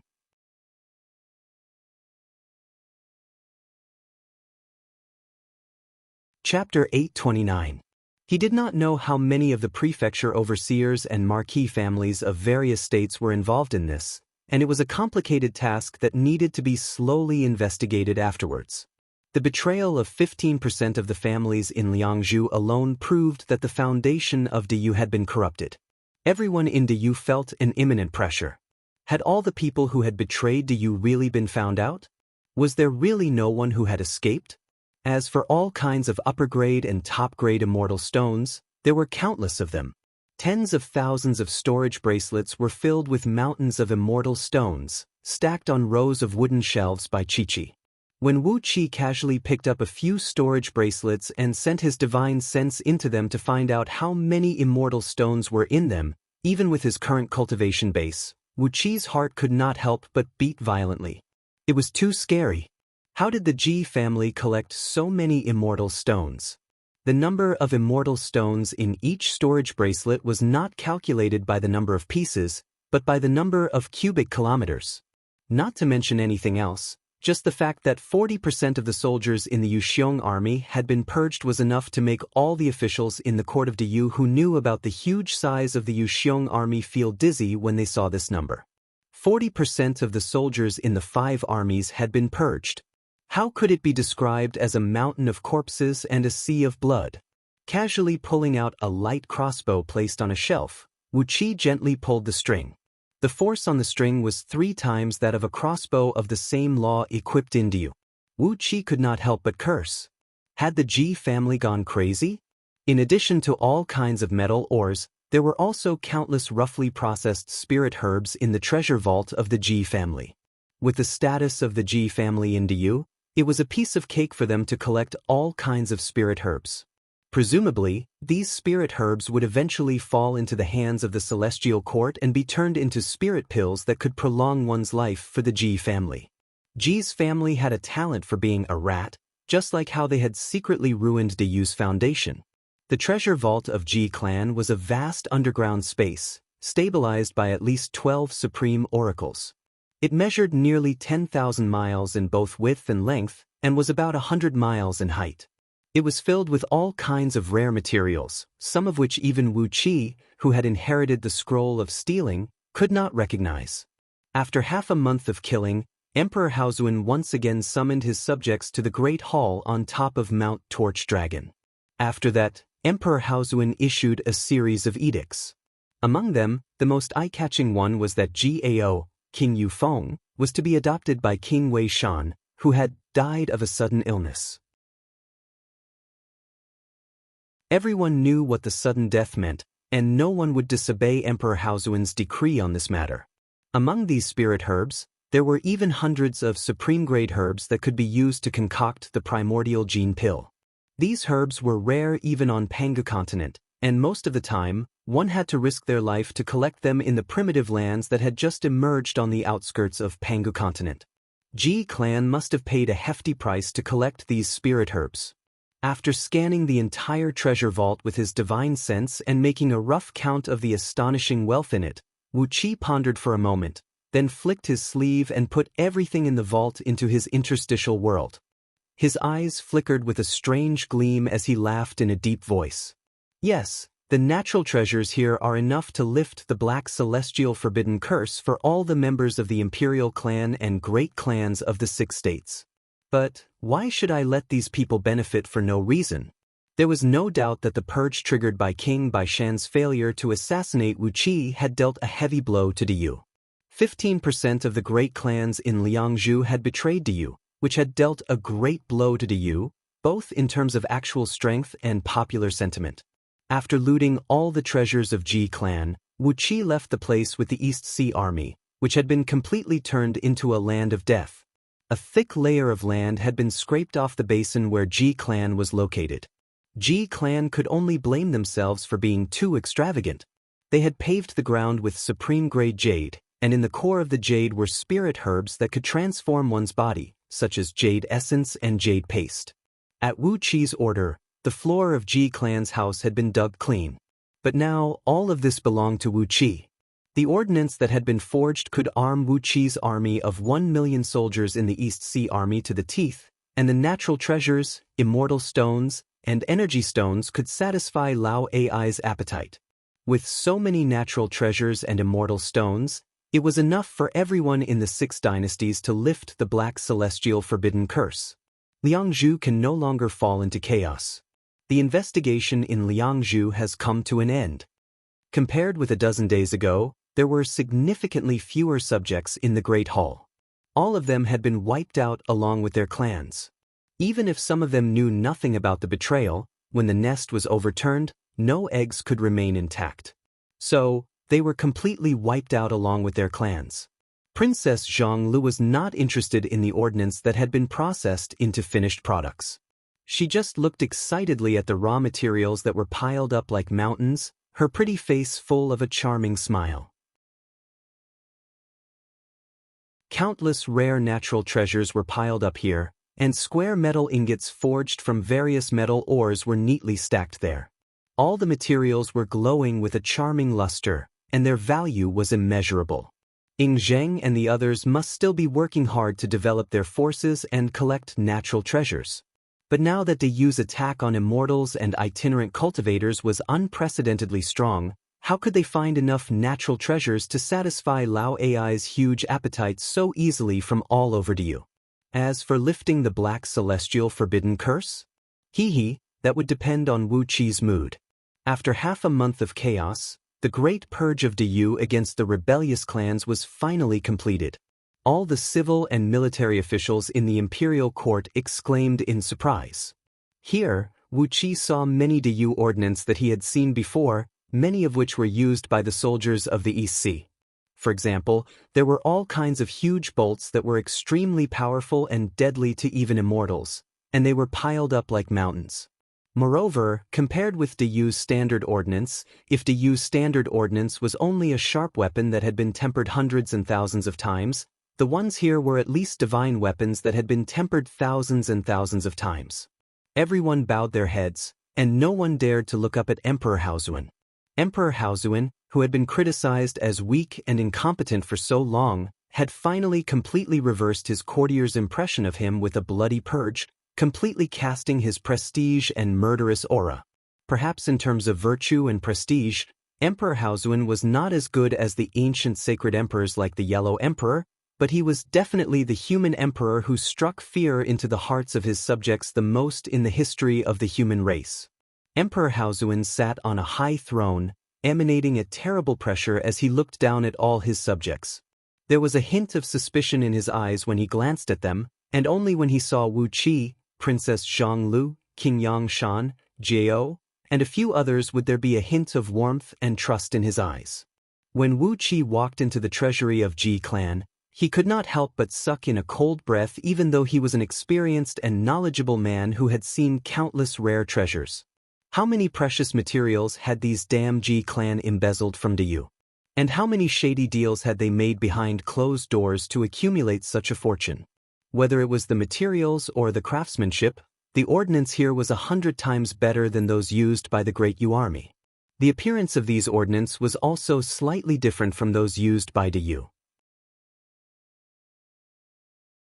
They were engraved with complex and exquisite patterns of various colors, and had openings for embedding immortal stones and energy stones, as well as blank spaces for laying immortal formations and restrictive spells. As long as the immortal craftsmen of the celestial court engraved formations on these ordnance and embedded them with matching immortal stones and energy stones, they would be transformed into the weapons of the celestial court's army. Your Majesty, the Crown Prince of the Celestial Court, Lord Baoong, requests an audience with you. Wu Qi could not help but suck in a cold breath. How determined were these people from Ji clan to do such a thing? There were 83 types of pearls condensed from innate energy, each of which could be used as the main material for crafting a supreme-grade gold immortal artifact. There were 45 extra-large turtle shells used to craft the jade armor dark turtle flying ship, each of which could be used to craft at least tens of thousands of top-grade defensive immortal armors. There were at least tens of millions of sword embryos and weapon embryos, and as long as they were filled with new formations, they would become qualified inferior-grade gold immortal artifacts. Thoroughly purge all the provinces, Emperor Haozuan said coolly, kill all those who are related to those traitors. King Yangshan will be in charge of this. As the King of East Sea is loyal to you, I'll allow you to expand your army by 10 million in the East Sea provinces, and they will only be mobilized by my decree. After massacring Ji clan, Wu Qi ran around with the hundreds of thousands of East Sea soldiers, wiping out 7 or 8 clans who had betrayed you. These clans were the kind of clans that had no experts, but possessed noble ancestry, wielded real power in you, and were extremely wealthy. Although Wu Qi was conferred the title of King of East Sea, he had no children now, and there was no clan to speak of. Therefore, after these clans were eradicated, their power would be divided among the other clans in you, and Wu Qi would obtain the wealth accumulated by these clans over so many generations. It was Emperor Haozuen's intention to reward Wu Qi, and it was also a tacit agreement between the other clans and Wu Qi to take what they needed. If there was a fish that slipped through the net, who would it be? Someone who could remain undetected under Emperor Haozuen's spiritual pressure, which was close to the peak of the Tao-breaking realm. Once they made any move, they would surely cause severe damage to you. But even Emperor Haozuen dared not to pursue the matter any further. One reason was that there were no clues, and the other was that the purge had hurt you deeply, causing the remaining clans to panic. So, he dared not pursue the matter any further. Wu Qi's eyes lit up, and he hurriedly stepped forward to thank Emperor Haozuen. By allowing the East Sea to expand its army by 10 million, and only obeying Emperor Haozuen's orders, it was clear that the emperor had taken precautions against Yuxiong army, and was cultivating an armed force loyal to him outside of Yuxiong Plain. This was good news for Wu Qi. As long as there was money and food to support an army, Wu Qi would never complain about having too many soldiers. Overjoyed, Gao stepped forward and kowtowed to Emperor Haozuen. But before he could straighten up, a eunuch rushed into the great hall. After a long silence, Emperor Haozuen finally said something that set the tone for today's court session. The purge in Liangzhu had come to an end. Those who had not been purged, whether they were innocent or guilty, were safe now.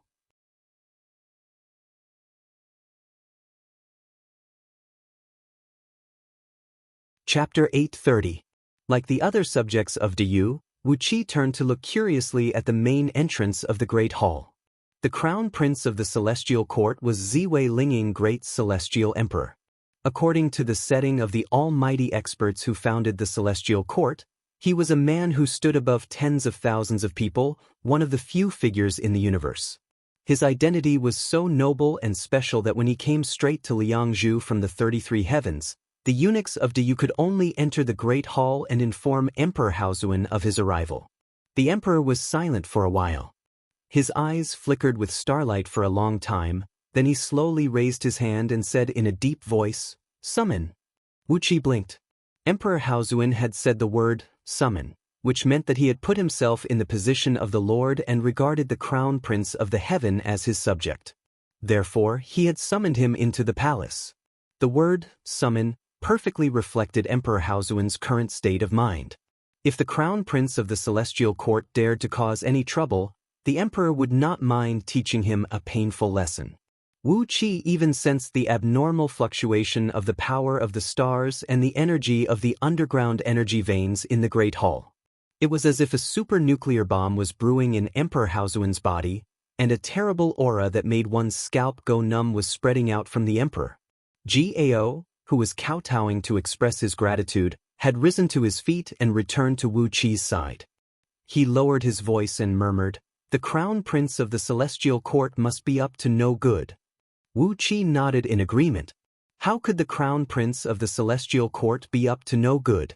Before long, the sound of footsteps was heard, and a few eunuchs of Diyu led a handsome young man in a purple brocade dragon robe into the Great Hall. This young man wore a purple and gold dragon crown on his head, a purple embroidered dragon robe, and a pair of purple cloud sky boots on his feet. A purple jade belt was tied around his waist, and behind him, there was a Ganoderma-shaped purple cloud circling around. Within the purple cloud, there were 2 crescent moon-shaped purple swords that were translucent and looked as if they were made of crystal. Purple Qi came from the east, indescribably noble. This young man's big and bright eyes were also filled with a deep and mysterious purple light. As his eyes flickered, an invisible aura of nobility assaulted one's face. If one was mentally unstable, it would be extremely difficult for him to stand straight in front of this aura.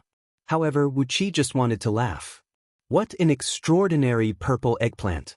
Purple Qi was a very noble color, and even when a primordial immortal cultivated to the peak of the realm, his immortal energy would be transformed into a rich purple chi. But there was no need to make his whole body purple just to show his nobility and extraordinariness, was there? What an eggplant! Wu Qi chuckled. When Princess Zhonglu and Gao heard Wu Qi's words, the more they looked at him, the more they felt that this crown prince of the celestial court, Lord Baoang, was no different from a purple eggplant, and they could not help but smile.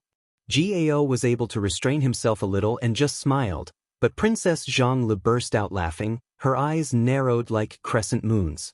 Whether it was the emperor and his eunuchs of Diyu or the crown prince of the celestial court, Lord Baoang, who was not a man with profound cultivation base and sharp ears and eyes. Wu Qi's comment on Lord Baoang was clearly heard by everyone, and Princess Zhongli's laughter was particularly abrupt in the silent hall.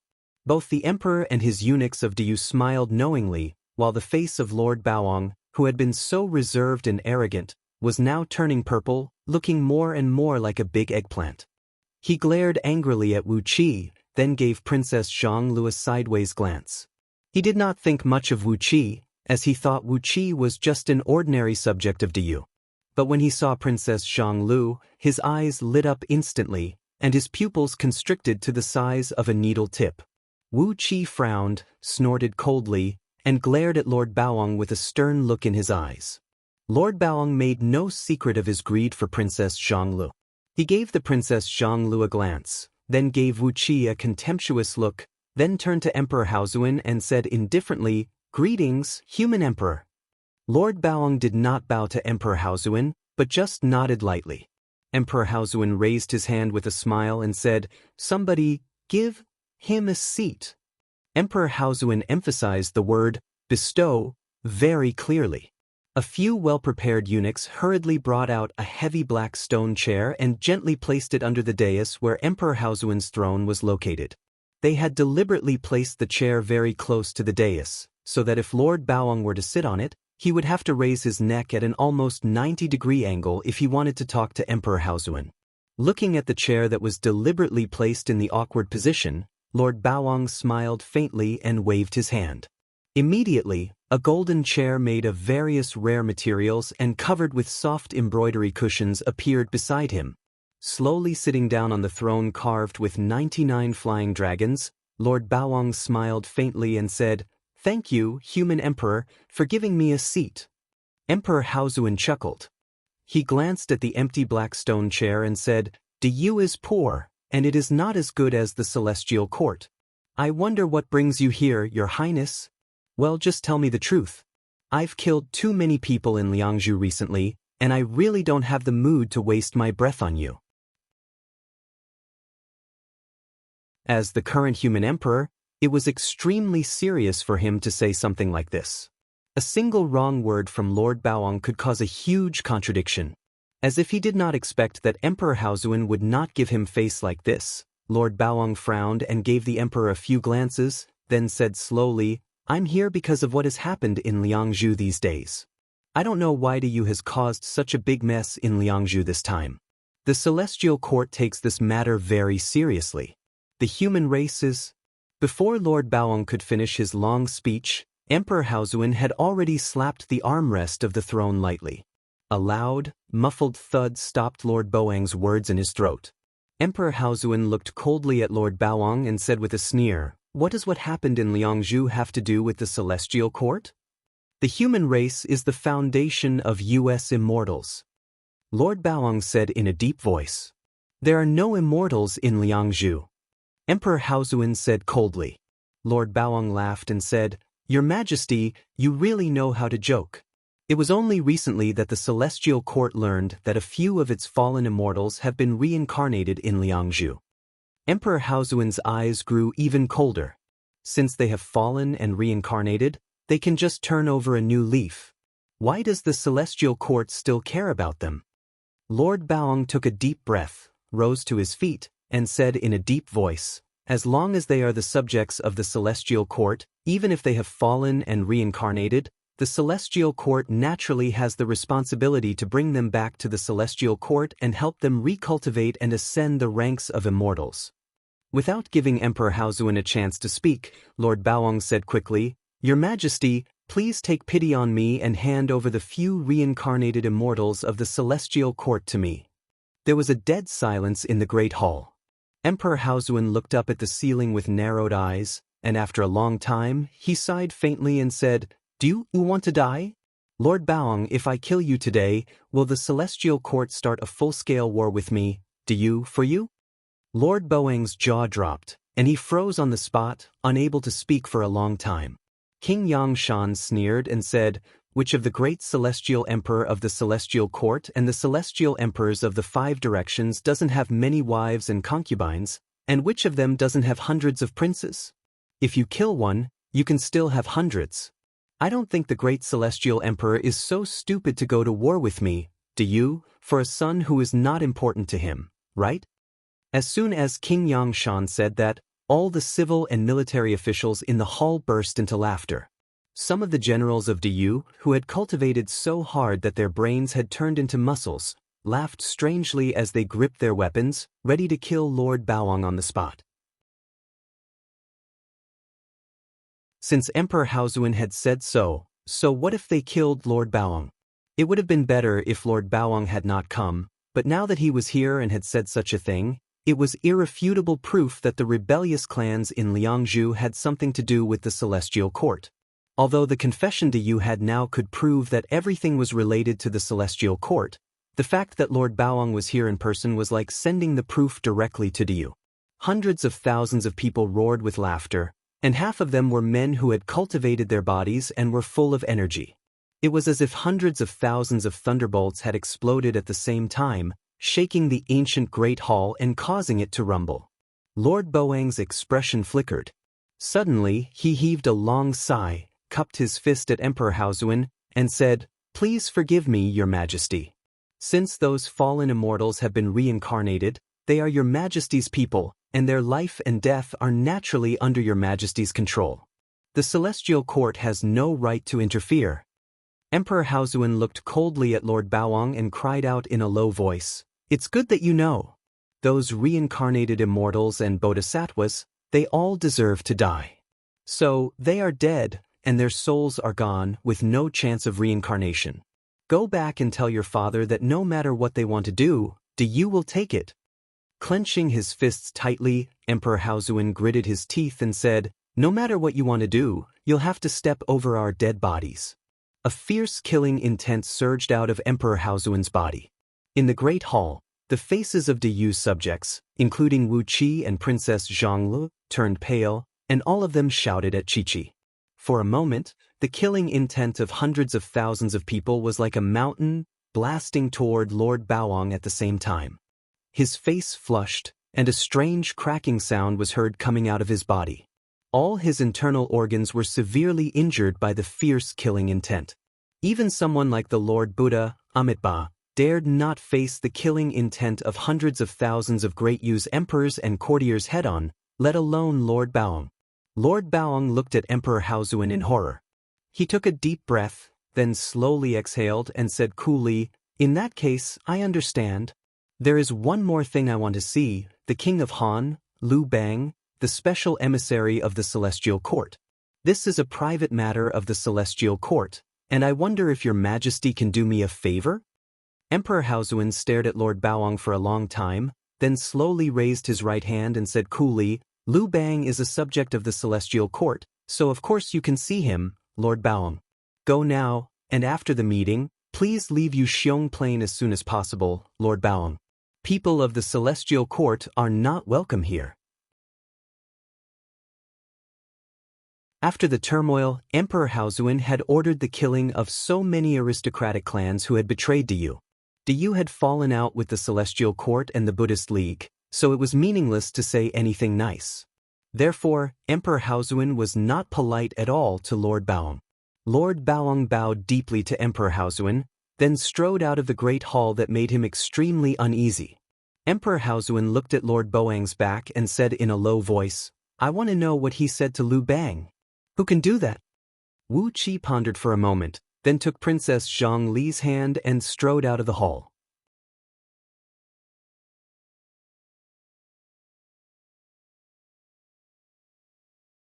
Chapter 8:31. With an unsightly face, Lord Baoang stepped into the chariot parked in front of the imperial palace of Diyu and cried out in a deep voice. 3 adult golden dragons flapped their wings, opened their nostrils, and breathed out 2 plumes of white smoke, stirring up a gust of wind as they slowly dragged Lord Baoang's magnificent and huge chariot up into the sky. 3,000 heavenly soldiers, clad in purple and gold armors and armed with golden spears, rode on heavenly horses and took to the sky, surrounding the chariot and flying out of Liangzhu. When Wu Qi and Princess Zhonglu walked out of the imperial palace, they happened to see Lord Baoang's mountain-like chariot, carved with patterns of flying dragons, fly over the wall of Liangzhu and toward Baisha Bay. A few eunuchs of Diyu, riding on huge black-feathered vultures, were guiding the chariot. They were the guides specially sent by the chief eunuchs of the imperial palace for Lord Baoang, and at the same time, they were responsible for keeping an eye on him and not allowing him to wander around. Black-feathered vultures. Looking at the mounts of the eunuchs, Wu Qi could not help but smack his lips. He could not believe that these eunuchs could do something like this. When the crown prince of the celestial court came to visit, sending a few guides on mounts such as green dragons and phoenixes was already giving him face. But what was the big deal about sending a few black-feathered vultures? Black-feathered vultures had a special meaning in the Directorate of Celestials of Diyu. This stinky and ferocious bird was called the Bird of Death, the most unlucky creature. By using the Bird of Death to clear the way for Lord Baoang, it was a clear sign that the eunuchs were trying to bring bad luck to him. What a stingy Emperor Haozuan! Wu Qi did not believe that those eunuchs would have the courage to play tricks on him like this. It was clear that Emperor Haozuan's will was involved. Are they cursing Lord Baoang to die and be reincarnated as soon as possible? Shaking his head, Wu Qi and Princess Zhonglu turned into an invisible gust of chilly wind and flew out of Liangzhu at the same time. A few shadows flashed across the sky above the imperial palace of Diyu. Along with a small whirlwind, a few old oracles in white robes appeared out of thin air. They glanced at Wu Qi and Princess Zhonglu, who had disappeared, grinned in surprise, exchanged a glance, and murmured a few words of praise. Then, they too turned into a chilly wind and chased after Lord Baoang's convoy. This was the second group of men sent by Emperor Haozuan. Wu Qi volunteered to find out the purpose of Lord Baoang's trip. Although Emperor Haozuan praised Wu Qi's initiative, he could not put all his chips on Wu Qi. The second team was made up of a group of supreme oracles from the secret palace who were good at sneaking, breaking restrictive spells, and all kinds of secret techniques. Along the way, Lord Baoang and his companions came to Liu Bang's Chengal Palace, leaving behind golden light and auspicious mist. As soon as they arrived, Lord Baoang's eyes went wide. He stared blankly at the 5 3-mile-tall sentry towers in Wu Qi's mansion in front of Liu Bang's gate, and could not come to his senses for a long time. Not only Lord Baoang, but even the 3,000 celestial soldiers and heavenly generals who came with him were staring at the 5 unique sentry towers in the universe with their mouths agape, wondering what kind of person could do such a thing. After the time it took to finish a pot of tea, Lord Baoang said in a low voice with a wry smile, "The King of Han is suffering here. Tezke, this man who was ordered to keep an eye on the King of Han is a talent. If I can recruit him, he will definitely make my brothers vomit blood in anger." Lord Baoang, his eyes wandering, cleared his throat, and the chariot landed straight in front of the main hall of Chengal Palace. Liu Bang was already waiting in the square in front of the main hall with a group of his subordinates. When he saw Lord Baoang stride out of the chariot, Liu Bang hurriedly led his men to greet him, then respectfully knelt down and kowtowed to Lord Baoang according to the etiquette of the monarchs and subjects of the celestial court. Before Liu Bang could kneel, Lord Baoang had already reached out to stop Liu Bang. "You can't do that," he said anxiously. "The King of Han has worked hard on this trip, and you have done a great service to the celestial court. How can you bow to me like this?" Purple mist rose around Lord Baoang, turning into a purple mist that wrapped around Han Xian and the others, preventing them from kneeling down and kowtowing to him. Liu Bang smiled and bowed to Lord Baoang. "The crown prince is my..." Before Liu Bang could finish, Lord Baoang had interrupted him with a wave of his hand. Taking Liu Bang's hand with both hands, Lord Baoang said intimately, The King of Han and I are brothers, so there's no need to be so polite. I've told the King of Han that you and I can't be so polite. Lord Baoang and Liu Bang put on a perfect performance of the friendship between a monarch and a subject, walking into the great hall hand in hand. Then, the heavy metal door was closed, shutting out the few eunuchs who had led the way, and Liu Bang's guards took them to the side to serve them tea. Wu Qi and Princess Zhang Li hurried into the hall before Lord Baoang and Liu Bang, hiding on a cloud at the top of one of the pillars. Liu Bang liked extravagance very much, so his hall was extremely magnificent. Inside, the light of treasures rose and clouds rose. These pillars were made of the finest jade, and smoke kept spewing out of them, which was the best cover for the plumes of smoke that Wu Qi had unleashed when he activated the natural phenomena medallion. Using the medallion to conjure a small world around him, Wu Qi moved his interstitial world and covered it with a thin layer of chaotic energy. Princess Zhang, on the other hand, gathered the smoke spewing out of the jade pillars to surround them, properly covering the small world. As soon as Lord Baoang and Liu Bang entered the hall, Han Exen closed the door himself. Zhang Liang took out a writing brush and kept waving it in the air, writing one ancient character after another, forbidden. The golden characters flew out at top speed and attached themselves to the walls, floor, and ceiling of the hall. The golden characters formed a thick layer of light, sealing off the hall so that not even a drop of water could leak through. Meanwhile, Xiaohe's eyes were bursting with a strange gleam, sweeping the hall dozens of times like a broom. Wherever the gleam passed by, the void would freeze like a stream in winter. If someone was hiding in the hall with an art of distorting the void, Xiaohe would have found him by now. Even so, Liu Bang dared not to be careless. He activated the sky-veiling flag of chaos and wrapped the hall tightly. Only then did he smile and say with relief, "My lord, there's nothing to worry about now." Lord Baoang snorted coldly. "Is it really that simple?" he said with a cold grin on his face. With a flip of his palm, Lord Baoang took out a pearl that was completely transparent and had no shape, and could only be found through the twisting light around it. He injected a stream of immortal energy into the strange pearl, and a dazzling light illuminated the whole hall. The light contained a terrible heat, which almost shattered the small world Wu Qi had conjured with the natural phenomena medallion. Wu Qi and Princess Zhang were hiding in this small world, and when the light swept over them, they both felt a burning sensation on their skin. It did not matter to Wu Qi because of his thick skin, but Princess Zhang's delicate skin turned red. She gritted her teeth in annoyance and secretly made a mental note of Lord Baoang. The two of them joined forces to cast a secret technique to stabilize this small world, barely managing to maintain the small world that was on the verge of collapse. Fortunately, Wu Qi had spread a layer of chaotic energy around the outside world, absorbing 70% of the power of the light. Otherwise, their whereabouts would have been exposed. Lord Baoang produced the pearl, which flew around the great hall at lightning speed. When he found that there was nothing unusual in the hall, he nodded with satisfaction. Little did he know that his action had caused great harm to a few old oracles of the Directorate of Celestials living near Whitesand Bay. The few old oracles cast by a few secret magic were destroyed by the orb, and the exploding magic mirror nearly disfigured them. With a cold snort, Lord Baoang hung the pearl over his head and let the light illuminate the hall. "This is an extraordinary artifact crafted from the evil vanquishing eye of an ancient Buddha," he said coolly. "With it, no one can get close to the hall and eavesdrop on our conversation." Lord Baoang glanced disdainfully at the sky-veiling flag of chaos, which had turned into a dark cloud and covered the whole hall, and said proudly, "This flag is indeed an extraordinary artifact, but when it comes to the ability to isolate aura and prevent people from getting close to it, how can it compare with this treasure of mine?" Liu Bang flattered Lord Baoang with a smile on his face, nothing more than the cliché that only the virtuous could possess a supreme treasure. Wu Qi had heard all these words by heart, but Lord Baoang enjoyed Liu Bang's flattery very much.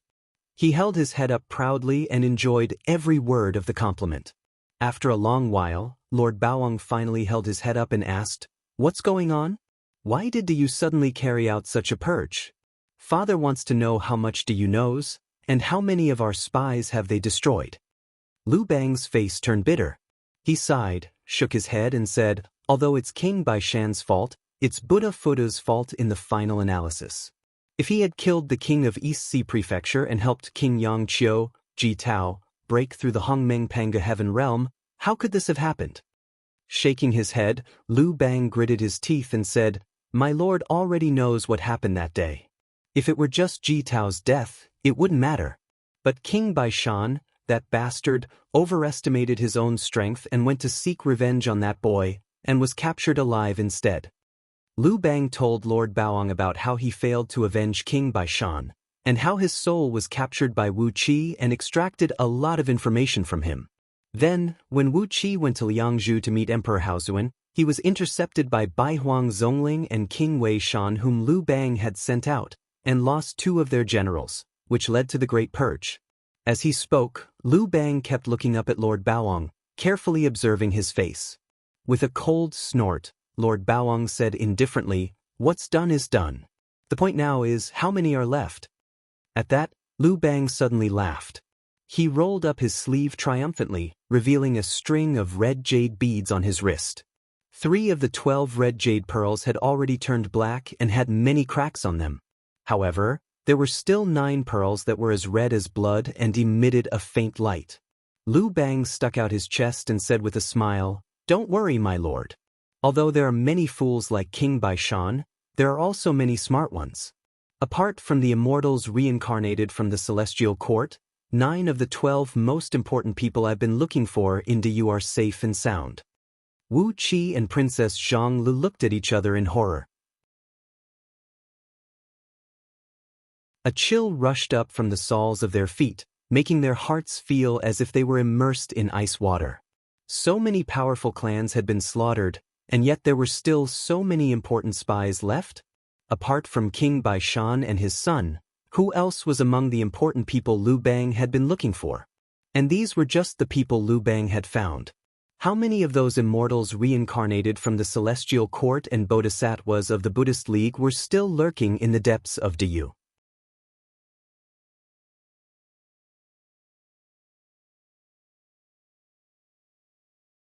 Chapter 8:32. Lord Baoang stayed in Lu Bang's place for only half a quarter of an hour. Without bidding farewell to Emperor Haozuan, he boarded his chariot and left Pangu continent under the escort of heavenly soldiers and generals, returning to the celestial court. As he watched Lord Baoang leave, Lu Bang, who had been calm all this time, breathed a heavy sigh of relief. The cold sweat that broke out suddenly soaked his clothes and made them stick to his body, looking very eye-catching. Wu Qi and Princess Zhonglu also left Changel Palace. Lord Baoang and Lu Bang did not reveal too much valuable information. Lord Baoang just asked Lu Bang if the plan could still be completed on time, and Lu Bang just showed him the red jade beads and swore that there would be no delay in the matter. After that, Lord Baoang promised Lu Bang that once the plan was completed, Lu Bang would enjoy all the glory and wealth and have a high position in the celestial court. In return, Lu Bang expressed his loyalty to Lord Baoang in awe and trepidation. When Lu Bang presented Lord Baoang with 100 boxes of rare materials and spirit herbs produced in Yuxiong Plain, Lord Baoang ended his trip to Pangu continent contentedly. Before leaving, he told Lu Bang that the so-called great event would start soon, and that it would happen in 2 or 3 years at most. He must not delay it, or even he, Lord Baoang, would not let Lu Bang go, let alone the few celestial emperors of the celestial court. When Wu Qi and Princess Zhonglu left Lu Bang with an escape art, Lu Bang was wiping his wet forehead as he gritted his teeth and said to Han Xian and the others behind him, life and death, good and bad, all depend on this. If it succeeds, you and I will share all the glory and wealth. If I fail, then I can only invite you to accompany me to the mortal world. Han Xian, Zhang Liang, Xiao He, Fan Kuai, and other Lu Bang's loyal subordinates, Chi answered.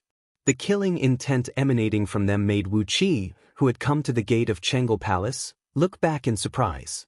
He saw the resolute light of faith in the eyes of Han Xian and the others. It was the kind of madness that they would either succeed or die trying. They're determined to do it. Wu Qi frowned and asked Princess Zhang Lu in confusion, "But what do they want to do? Provoke civil strife in Diyu? Let those princes of Diyu rebel? Heh, with Emperor Huang Xianyuan and Emperor Yan Shenong holding the fort, even if those princes of the imperial family rebelled, what benefits would they get?" Princess Zhang Lu shook her head. She was not interested in these complicated questions. For her, if these princes of the imperial family were not reliable, why not just kill them all or imprison them? Why did she have to make so many complicated questions? Wu Qi pondered all the way back to the imperial palace of Diyu. The first thing he saw was Emperor Haozuan and a few ministers of the imperial family who had proven to be absolutely reliable. There were also a few revered elders of the secret palace standing in a corner of the great hall, eyes narrowed, whispering to each other. No one knew what they were talking about. After telling Emperor Haozuan everything he had seen and heard, Wu Qi even vividly imitated the tone and facial expressions of Liu Bang and Lord Baoeng. Wu Qi vividly imitated Liu Bang's fear and trepidation, Lord Baoeng's arrogance and reserve, and the caution and seriousness with which they talked about the so-called important matter.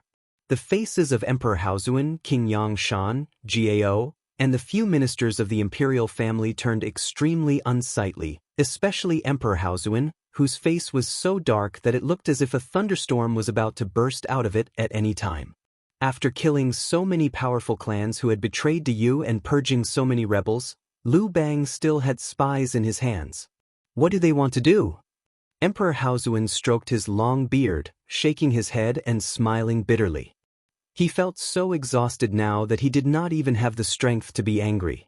Obviously, the people whom the string of red jade beads in Liu Bang's hand represented were figures of equal status to King Baishan and King Weishan. Such people were lurking in the dark, ready to deal a fatal blow to Diyu at any time. What else could he do but smile bitterly? Kill all the princes of the imperial family? He, Emperor Haozuan, would be ousted from his throne at the first moment. Conduct another large-scale identification and purge of the powerful clans in Liangzhu? Diyu could not afford a second torment. The great hall was quiet. No one spoke, and everyone bowed their heads in contemplation. After a quarter of an hour, King Yangshan said in a deep voice, "Your Majesty, we can only cope with the changes by remaining unchanged.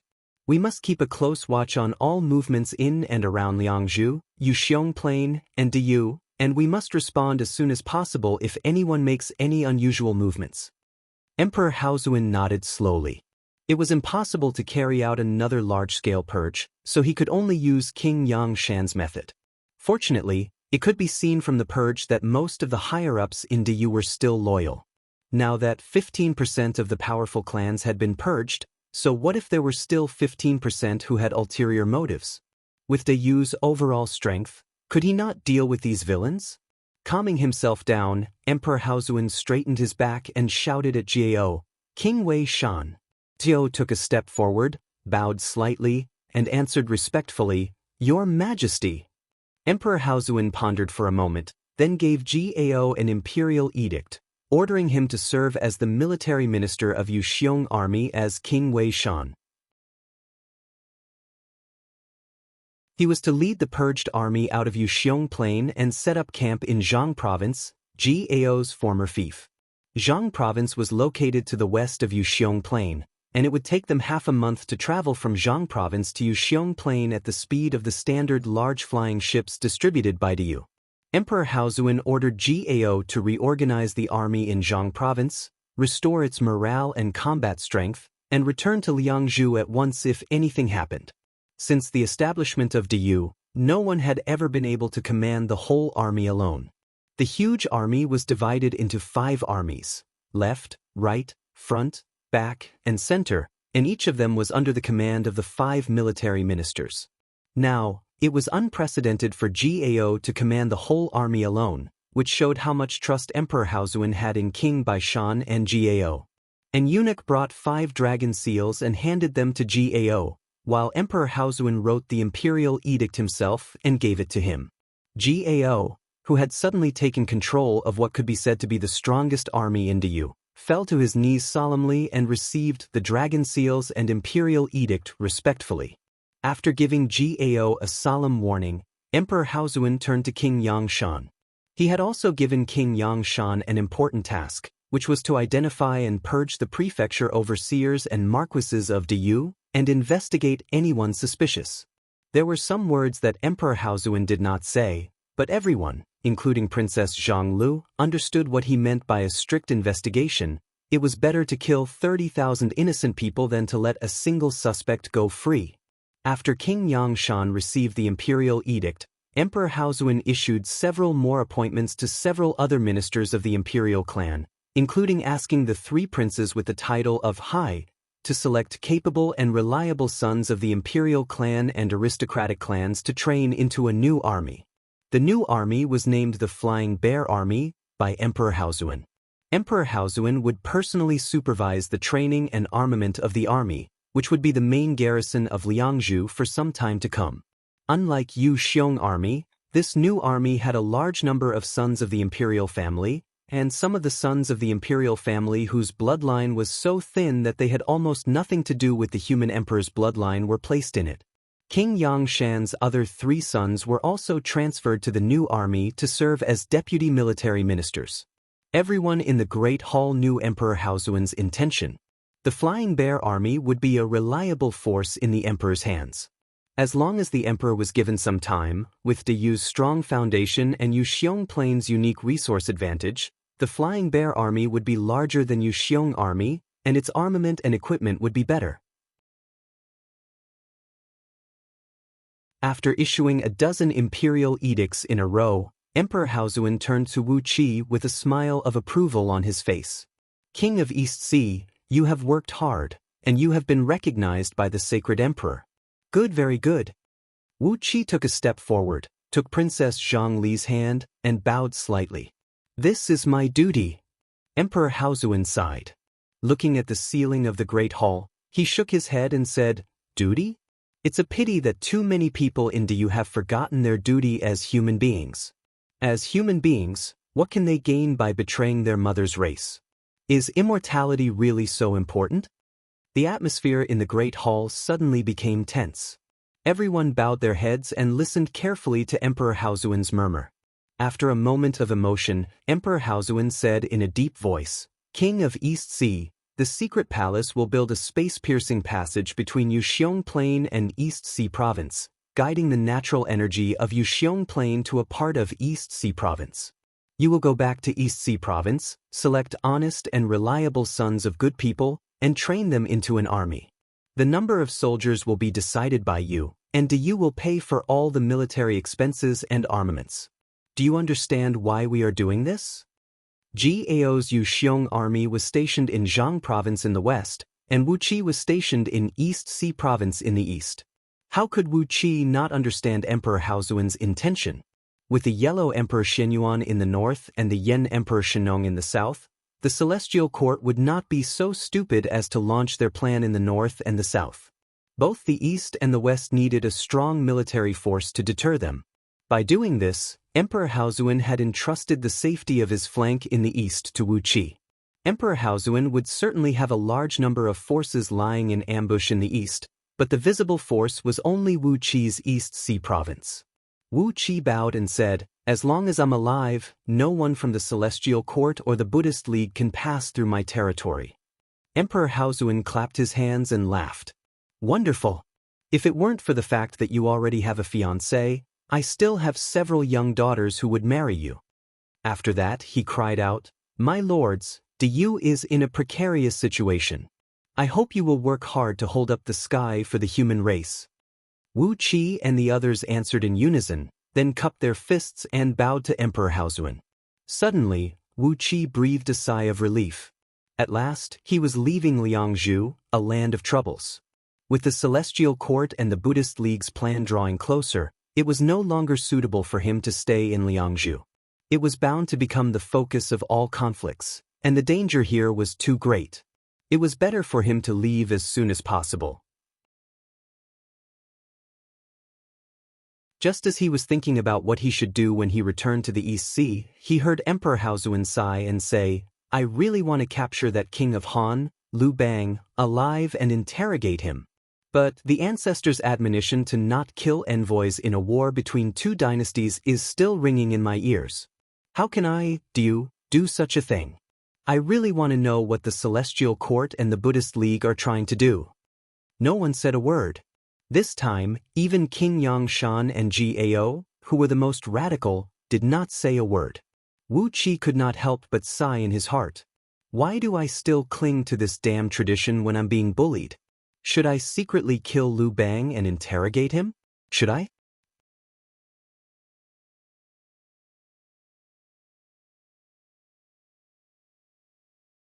Chapter 8:33.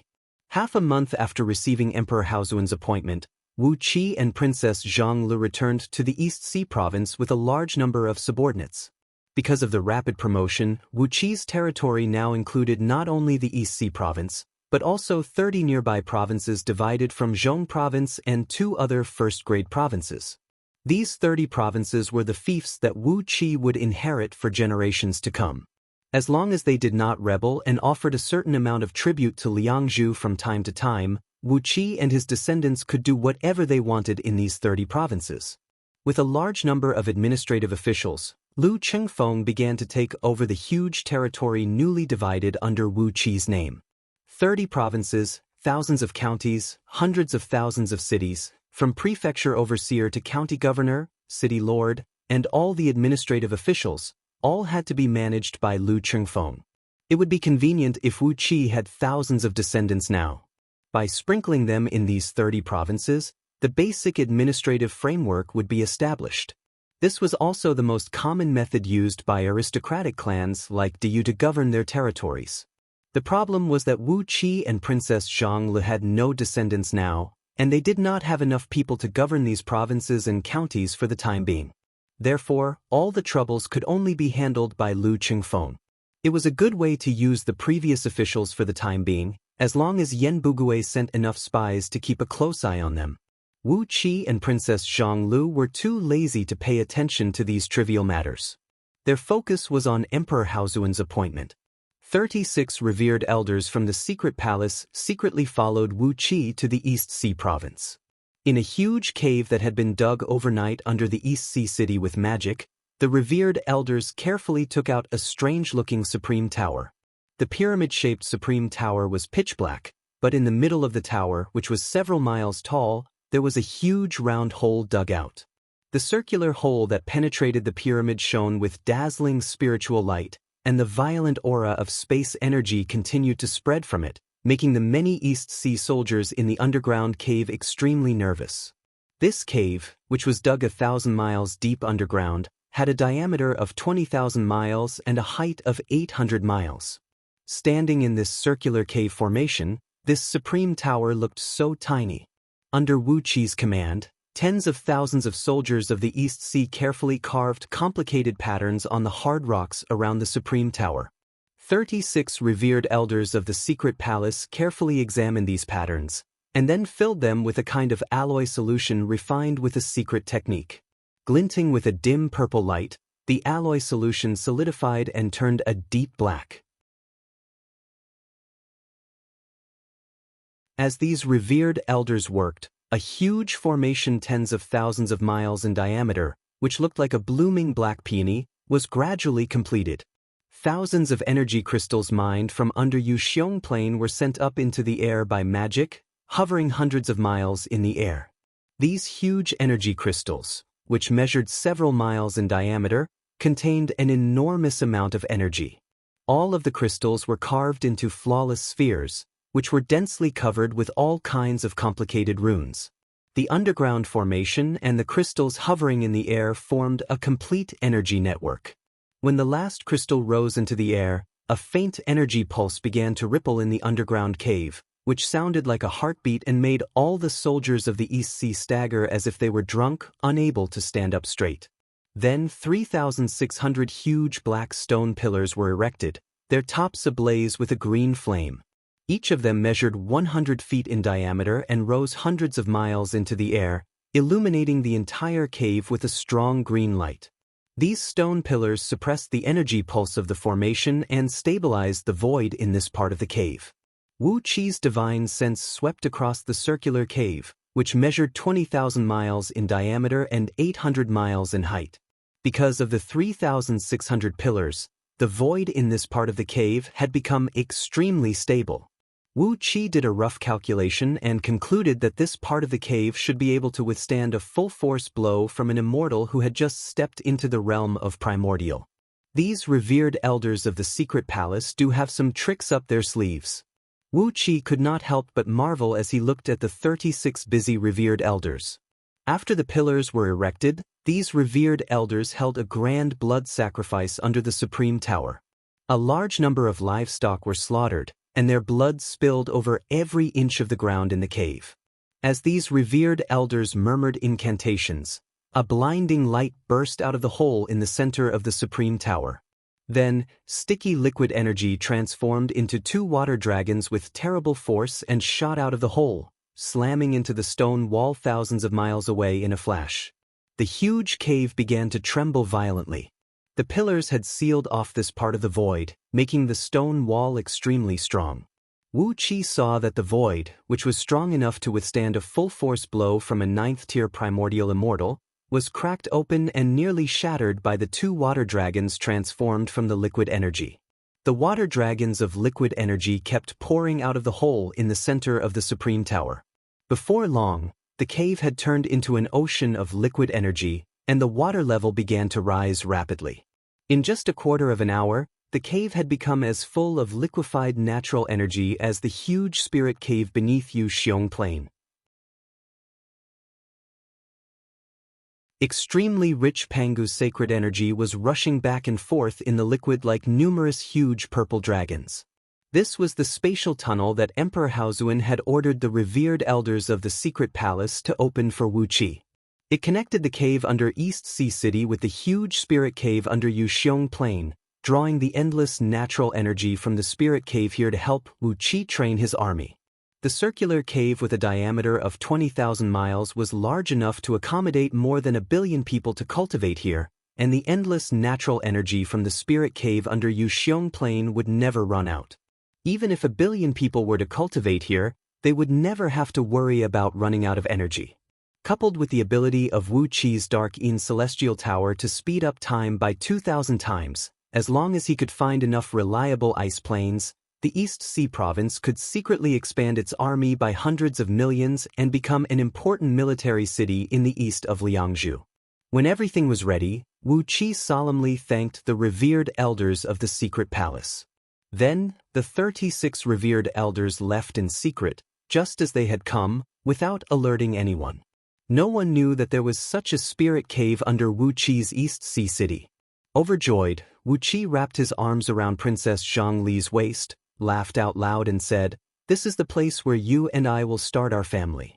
With this spirit cave, we can have as many soldiers and apprentices as we want." Princess Zhongli was very excited as well. With her hands on her waist, she said triumphantly, "Let Zixian take care of the training of the new soldiers. I'm going to fill this cave with the new soldiers."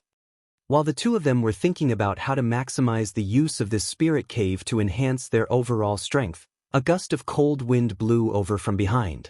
Gold Horn, Silver Horn, Gold Feather, and Silver Feather were running in their direction. Gold Horn and Silver Horn were fleeing in the front, while Gold Feather and Silver Feather were chasing wildly from behind. While running, Gold Horn cried out, "Boss, an old man named Bo Zhongfu is looking for you. Go quickly. He looks like his whole family has been eaten by someone." Wu Qi and Princess Zhonglu exchanged a glance. Then, Princess Zhonglu pointed at the cave and motioned for her to handle the matter here. Wu Qi nodded, then flashed to the ground and appeared in the great hall of the former East Sea Prefecture Overseer's mansion, which was now the King of East Sea's mansion. After becoming the King of East Sea, the mansion was to be expanded according to the Yu's etiquette system, but Wu Qi had no time to pay attention to it. Therefore, the system was still the same as when he was the Prefecture Overseer of East Sea, and the Great Hall was a little cramped. Bo Zhongfu, the Prefecture Overseer of Zhong Province, stood quietly in the middle of the hall with his 3 sons. He clasped his hands behind his back and stared blankly ahead, his expression changing rapidly. But no matter how he changed, it was as Goldhorn had said, his whole family had been eaten by someone, which made him look very ugly. With a gust of chilly wind, Wu Qi appeared out of thin air in front of Bo Zhongfu and bowed to him with a smile. Your Excellency, Prefecture Overseer.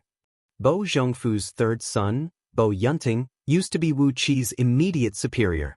Just 2 or 3 years ago, Wu Qi had led an army and fought under his command. Therefore, after greeting Bo Zhongfu, Wu Qi nodded to Bo Yunting in a friendly manner. Bo Zhongfu was startled by Wu Qi's sudden appearance. He took a step back and fixed his eyes on Wu Qi, then suddenly dropped to his knees with his 3 sons. An abnormal flush appeared on his pale face as he cried out in a hoarse voice, "King of East Sea, help me! Save my whole family! Although my family and King Wei Shan's bloodline have been related by marriage for generations, King Wei Shan." As he spoke, Bo Zhongfu suddenly choked and coughed violently, with a large amount of blood spraying out of the corner of his mouth. Bo Yunting and his 2 brothers hurriedly reached out and pressed their father's back, rubbing it hard to help him breathe. Bo Zhongfu gasped violently, then looked at Wu Qi, who was dumbfounded, and cried out, "If King of East Sea can save my whole family from now on, we'll obey all your orders, and from now on, we'll be at the mercy of the King of East Sea's bloodline for generations to come. If the King of East Sea doesn't believe me, I, Bo Zhongfu, can swear with my soul that if I ever disobey, my family line will be cut off from now on, and I'll sink into depravity forever." Looking at the excited Bo Zhongfu, Wu Qi put on a straight face with a serious expression. But in his heart, Wu Qi was overjoyed. Bo Zhongfu and King Wei Shan were related by marriage for generations? But the last few generations of King Wei Shan were all the reincarnations of the almighty experts of the Buddhist League. With this relationship, the Bo family was bound to be wiped out in the great purge of local officials by Diyu. But, if he could take Bo Zhongfu under his wing, he would be the prefecture overseer of Zhong province, who was in charge of 300 provinces. With such a vassal clan, Wu Qi's overall strength would be completely different from before, and he would have the potential to become a truly powerful clan of Diyu. With Emperor Haozuan's trust in Wu Qi now, and the friendship between Wu Qi and King Yangshan, what was the big deal about saving the Bo family? Looking at Bo Zhongfu, who kept coughing up blood, Wu Qi pretended to ponder for a long time, then finally nodded slowly. "Third young master and I are very close. How can I just sit back and watch when the Bo family is in trouble?" Rest assured, Prefecture Overseer, I'll take full responsibility for the Bo family. As long as the connection between the Bo family and King Wei Shan is completely severed, I promise you that the Bo family will not be implicated in any way. Bo Zhongfu breathed a sigh of relief after getting Wu Qi's promise. He nodded and said with a smile, "The connection between the Bo family and King Wei Shan has been completely severed. Please rest assured, King of East Sea." Wu Qi helped Bo Zhongfu to his feet. They looked at each other and smiled at the same time.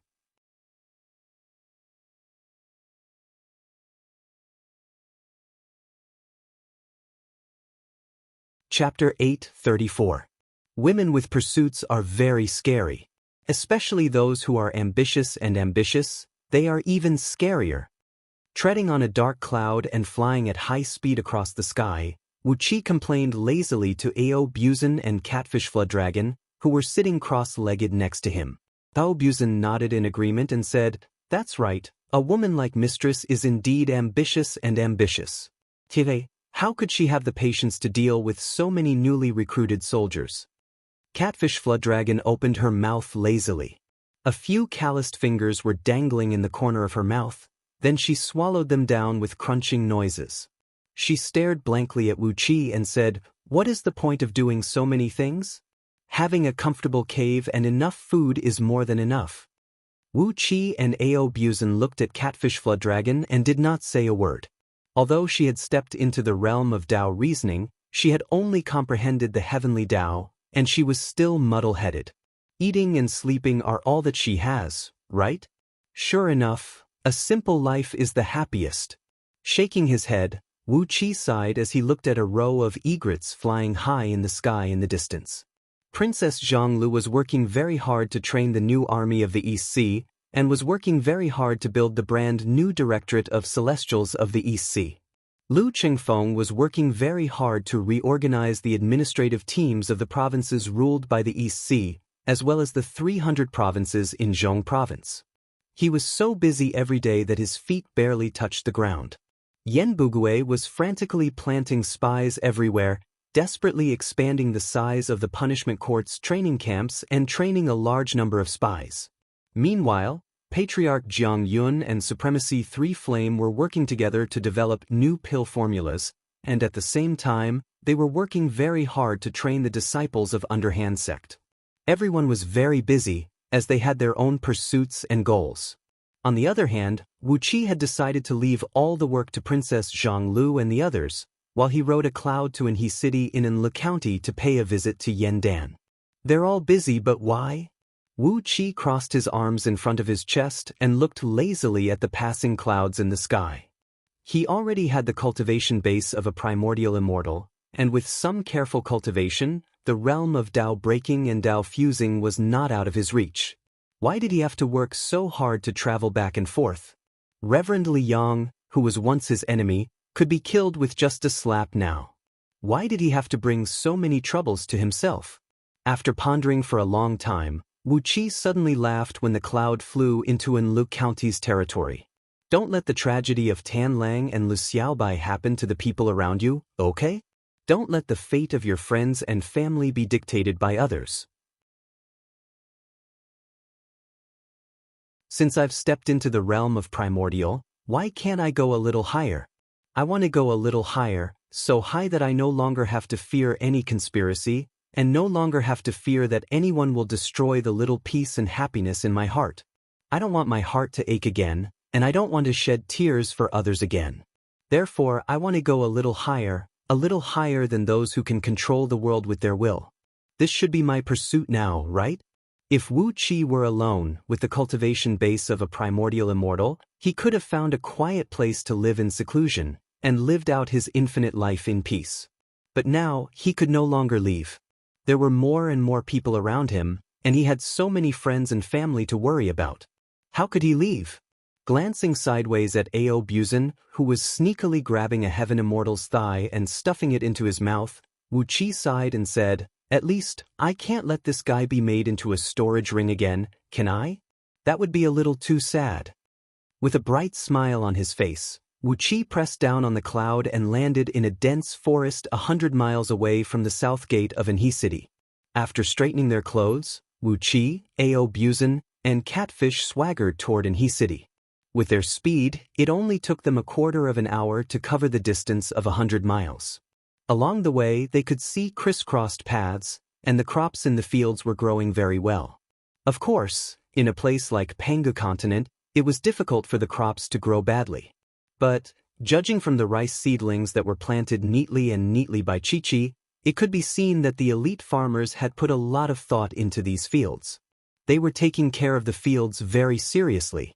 Only old farmers who had deep feelings for the fields would treat the crops and fields so seriously.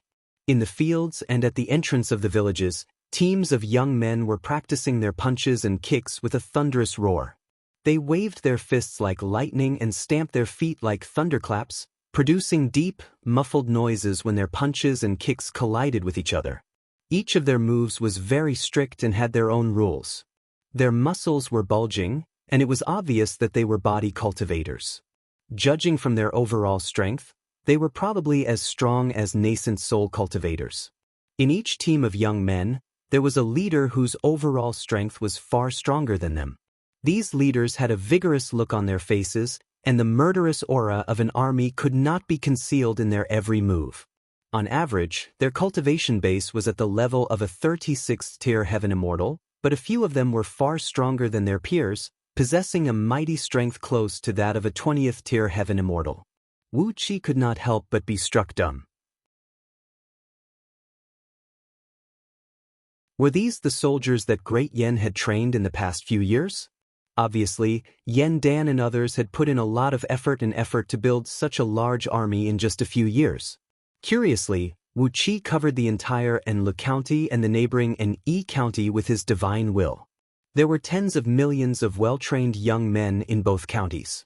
With a wry smile, Wu Qi shook his head and murmured to himself. It was because Wu Qi had provided enough cover for Great Yan that Yan Dan and others could expand their army so unscrupulously. If it were any other place in Diyu, even a prefecture overseer of a first-grade province would be charged with treason if he dared to expand his army to 1 million soldiers, not to mention 2 counties with tens of millions of soldiers. In addition to these young men, many academies and schools had been built in the cities and towns of the 2 counties, which were things that Diyu did not have before. The common people on Pangu continent never learned anything like writing or history. They just followed the habits of their ancestors, following the oldest pattern of working at sunrise and resting at sunset. In Diyu, only the members of the imperial clan and the members of the influential clans could receive education in culture, history, military, government, and other aspects from an early age, and the institution responsible for their education was the Directorate of Celestials. Because of the unique status of the Directorate of Celestials in Diyu, the knowledge taught in it was not known to the common people. But in recent years, after Great Yan took control of the 2 counties, in addition to vigorously developing production and expanding the army, it had also built academies and schools to teach the common people all kinds of cultural knowledge.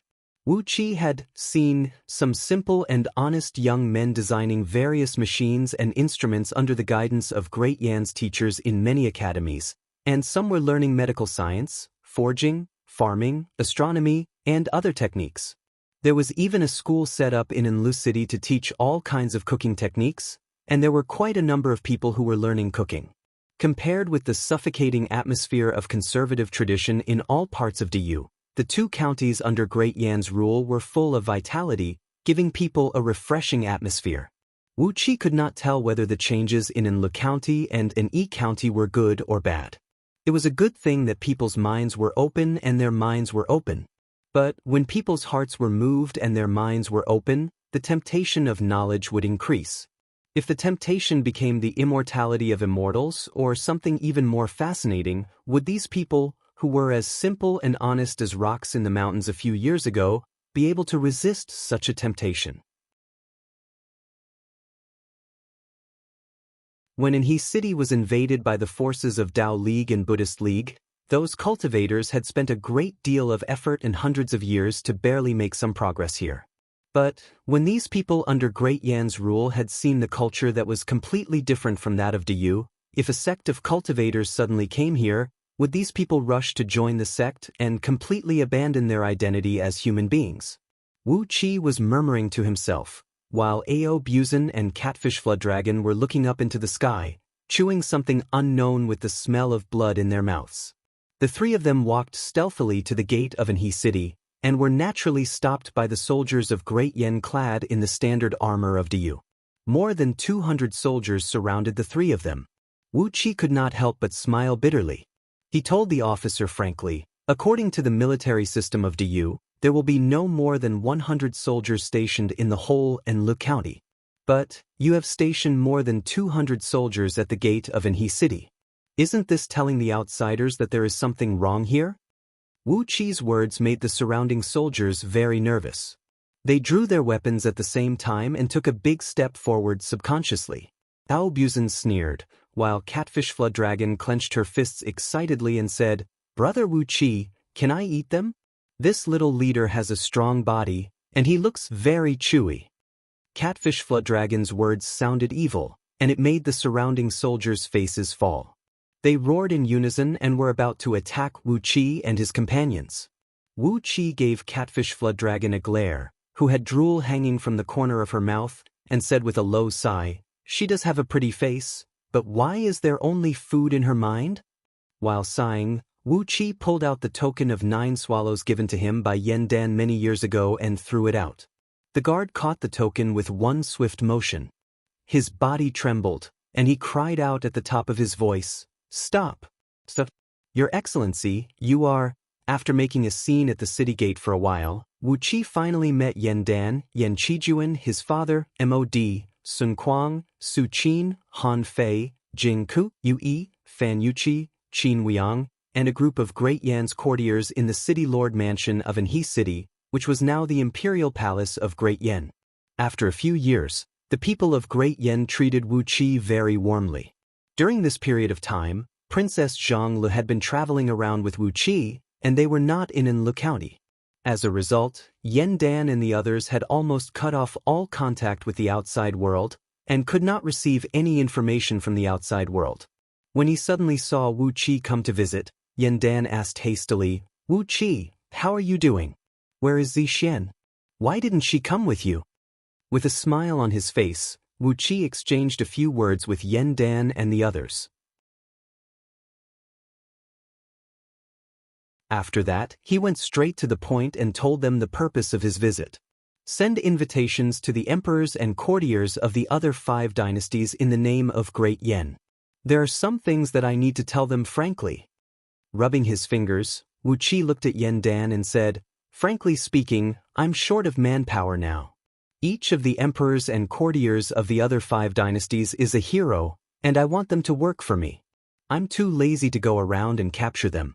So, Your Majesty, please use the invitations to trick them into coming here."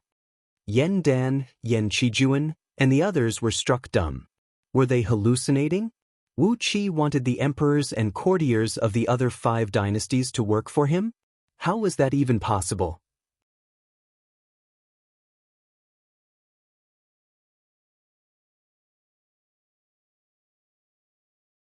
Chapter 8:35. Wu Qi had blatantly told everyone that he was going to subdue the emperors and courtiers of the 5 dynasties. A dead silence reigned the great hall. Apart from Ao Buzan, who did not seem to care much, and the heartless catfish flood dragon, all the emperors and courtiers of Great Yan were staring blankly at Wu Qi, trying to figure out the meaning of his words.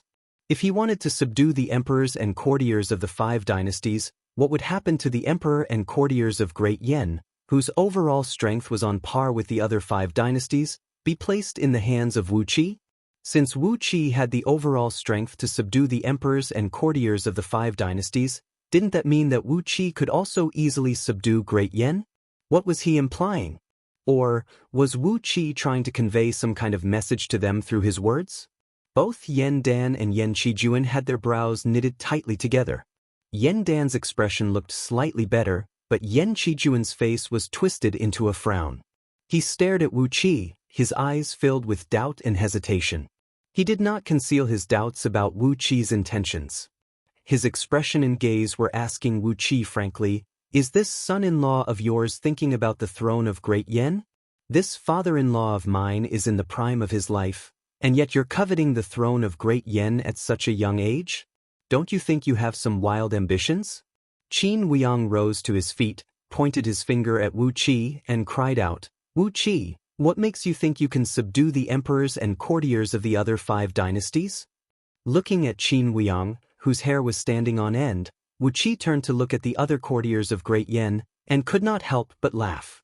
Fiddling with the teacup served by a maidservant and taking a sip of the fragrant tea, Wu Qi said coolly, "In the last 2 years, I've done something for the human emperor of Diyu. Now, my title is the King of East Sea of Diyu, and I have 30 provinces as my fief. In addition, the Central Prefecture Marquis Bo Zhongfu has already led the entire Bo clan to seek refuge with me. Right now, the Bo clan is my vassal clan, so the Central Prefecture's 300 prefectures are also considered my territory." Sitting cross-legged on the ground, Wu Qi patted the ground beside him and said expressionlessly, "To be exact, Anlu County and Anhe County are also my territories now. General Qin, how do you think I can subdue the emperors and ministers of the 5 states?" The atmosphere in the hall was getting more and more strange. When Wu Qi told them that his current title was Diyu, King of East Sea, and that he now had 30 provinces as his fief, and that Bo Zhongfu, who ruled over 300 provinces in Zhong Province, had come to his side, the faces of the emperor and ministers of Great Yan, including Yan Dan, were filled with a variety of expressions. Yan Dan was overjoyed.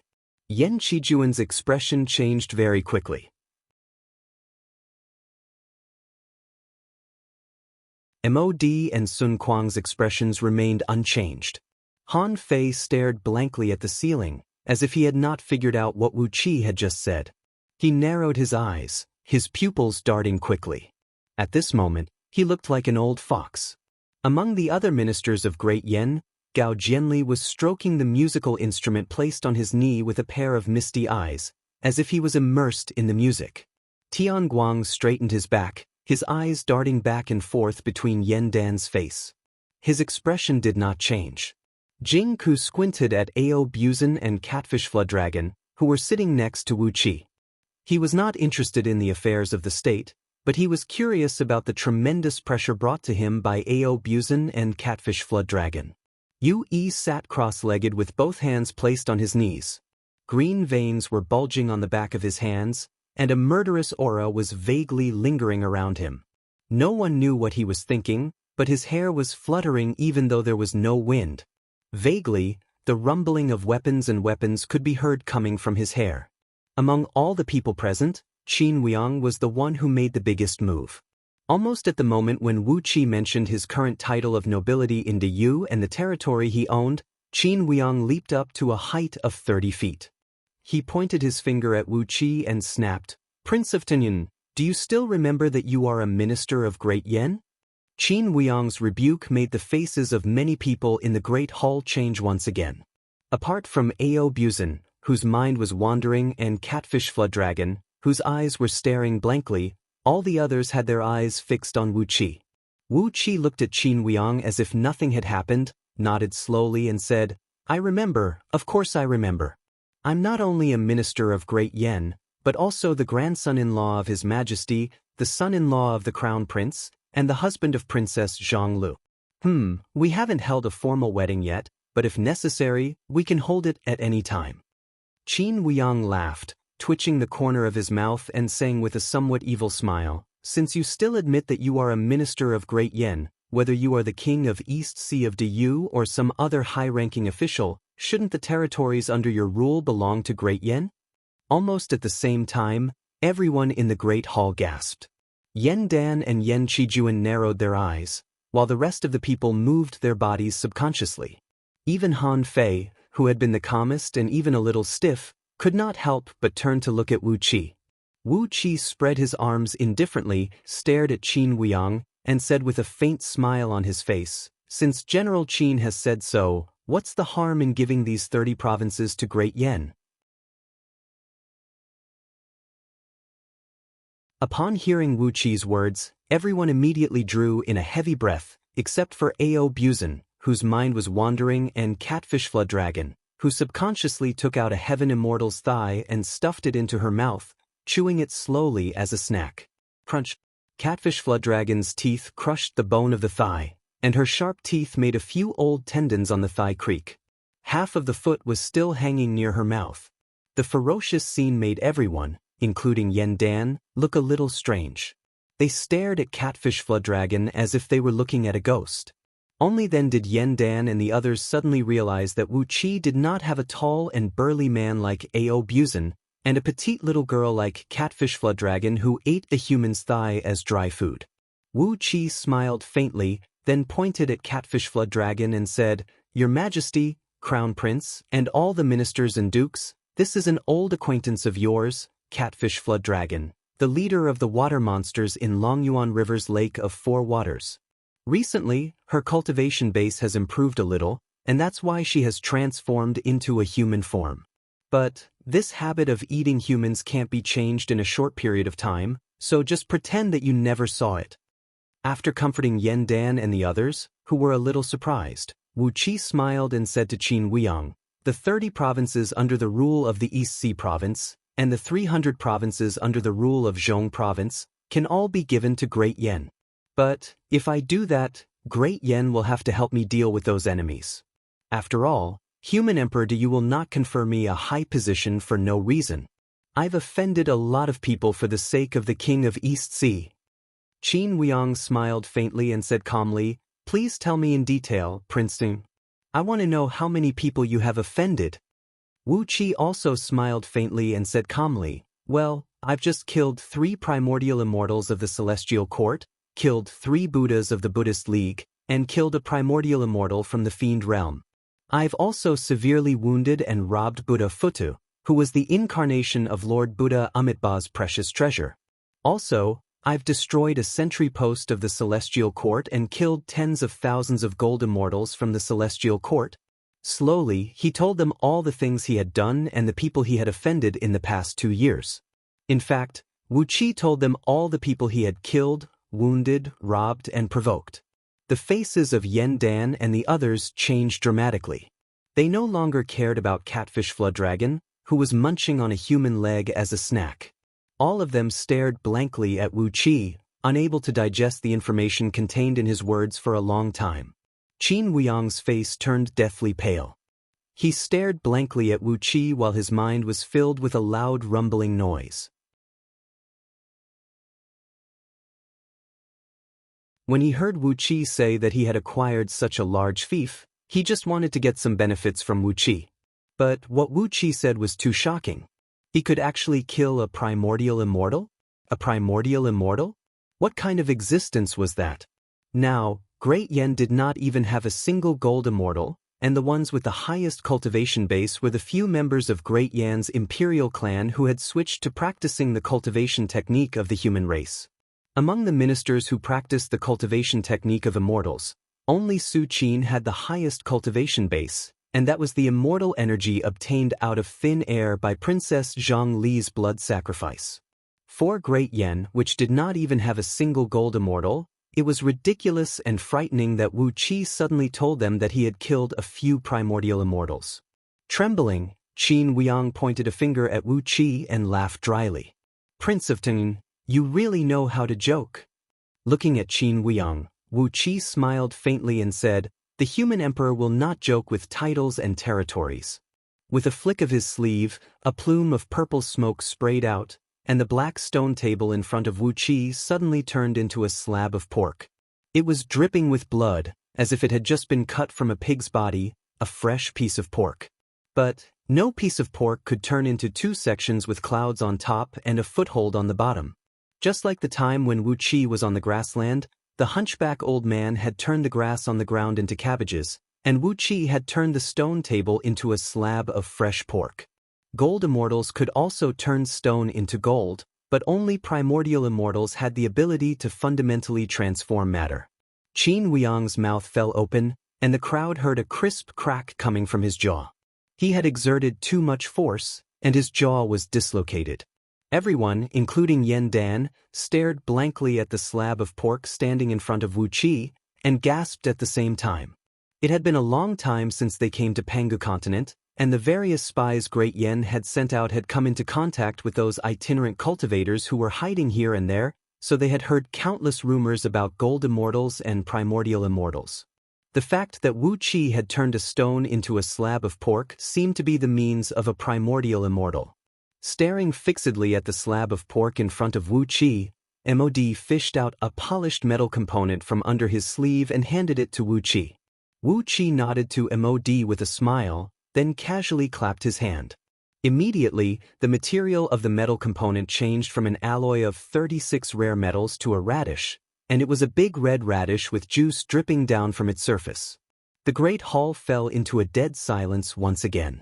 The crowd stared at the big radish in MOD's hand for a long time. Trembling, Yen Qijuan raised his hand and pointed at a beautiful maidservant standing in a corner of the great hall. Wu Qi gave the maidservant a look. He pondered for a brief moment, then casually pointed a finger out with a bright light. Suddenly, the maidservant's clothes fell off. Everyone's eyes widened as they stared blankly at the unimaginable changes happening to the maid's body. The maidservant bowed her head and stared blankly at the terrible transformation. After the time it took to finish a pot of tea, the former maidservant, who had turned into a real man, touched the strange thing on her lower body, rolled her eyes, and fainted. Yen Dan opened his mouth and swallowed his saliva with difficulty. Then he issued an edict. Send invitations to the emperors of the 5 dynasties, and invite them to Anhui city. After a brief pause, Yen Dan laughed dryly and said, "The throne of Great Yen will be handed over to Princess Zhanglu, and I, Qijuan, will be the old great emperor." The great hall fell into a dead silence. No one objected to Yen Dan's decree, You're tuning in to the Passion Pages YouTube channel. We're so grateful for your support, and don't forget to subscribe to join us on this incredible journey through captivating stories. Your generosity through donations truly makes a world of difference, as it's the primary source of revenue that allows me to expand and enhance this channel for you. Thank you from the bottom of my heart for being a part of this adventure.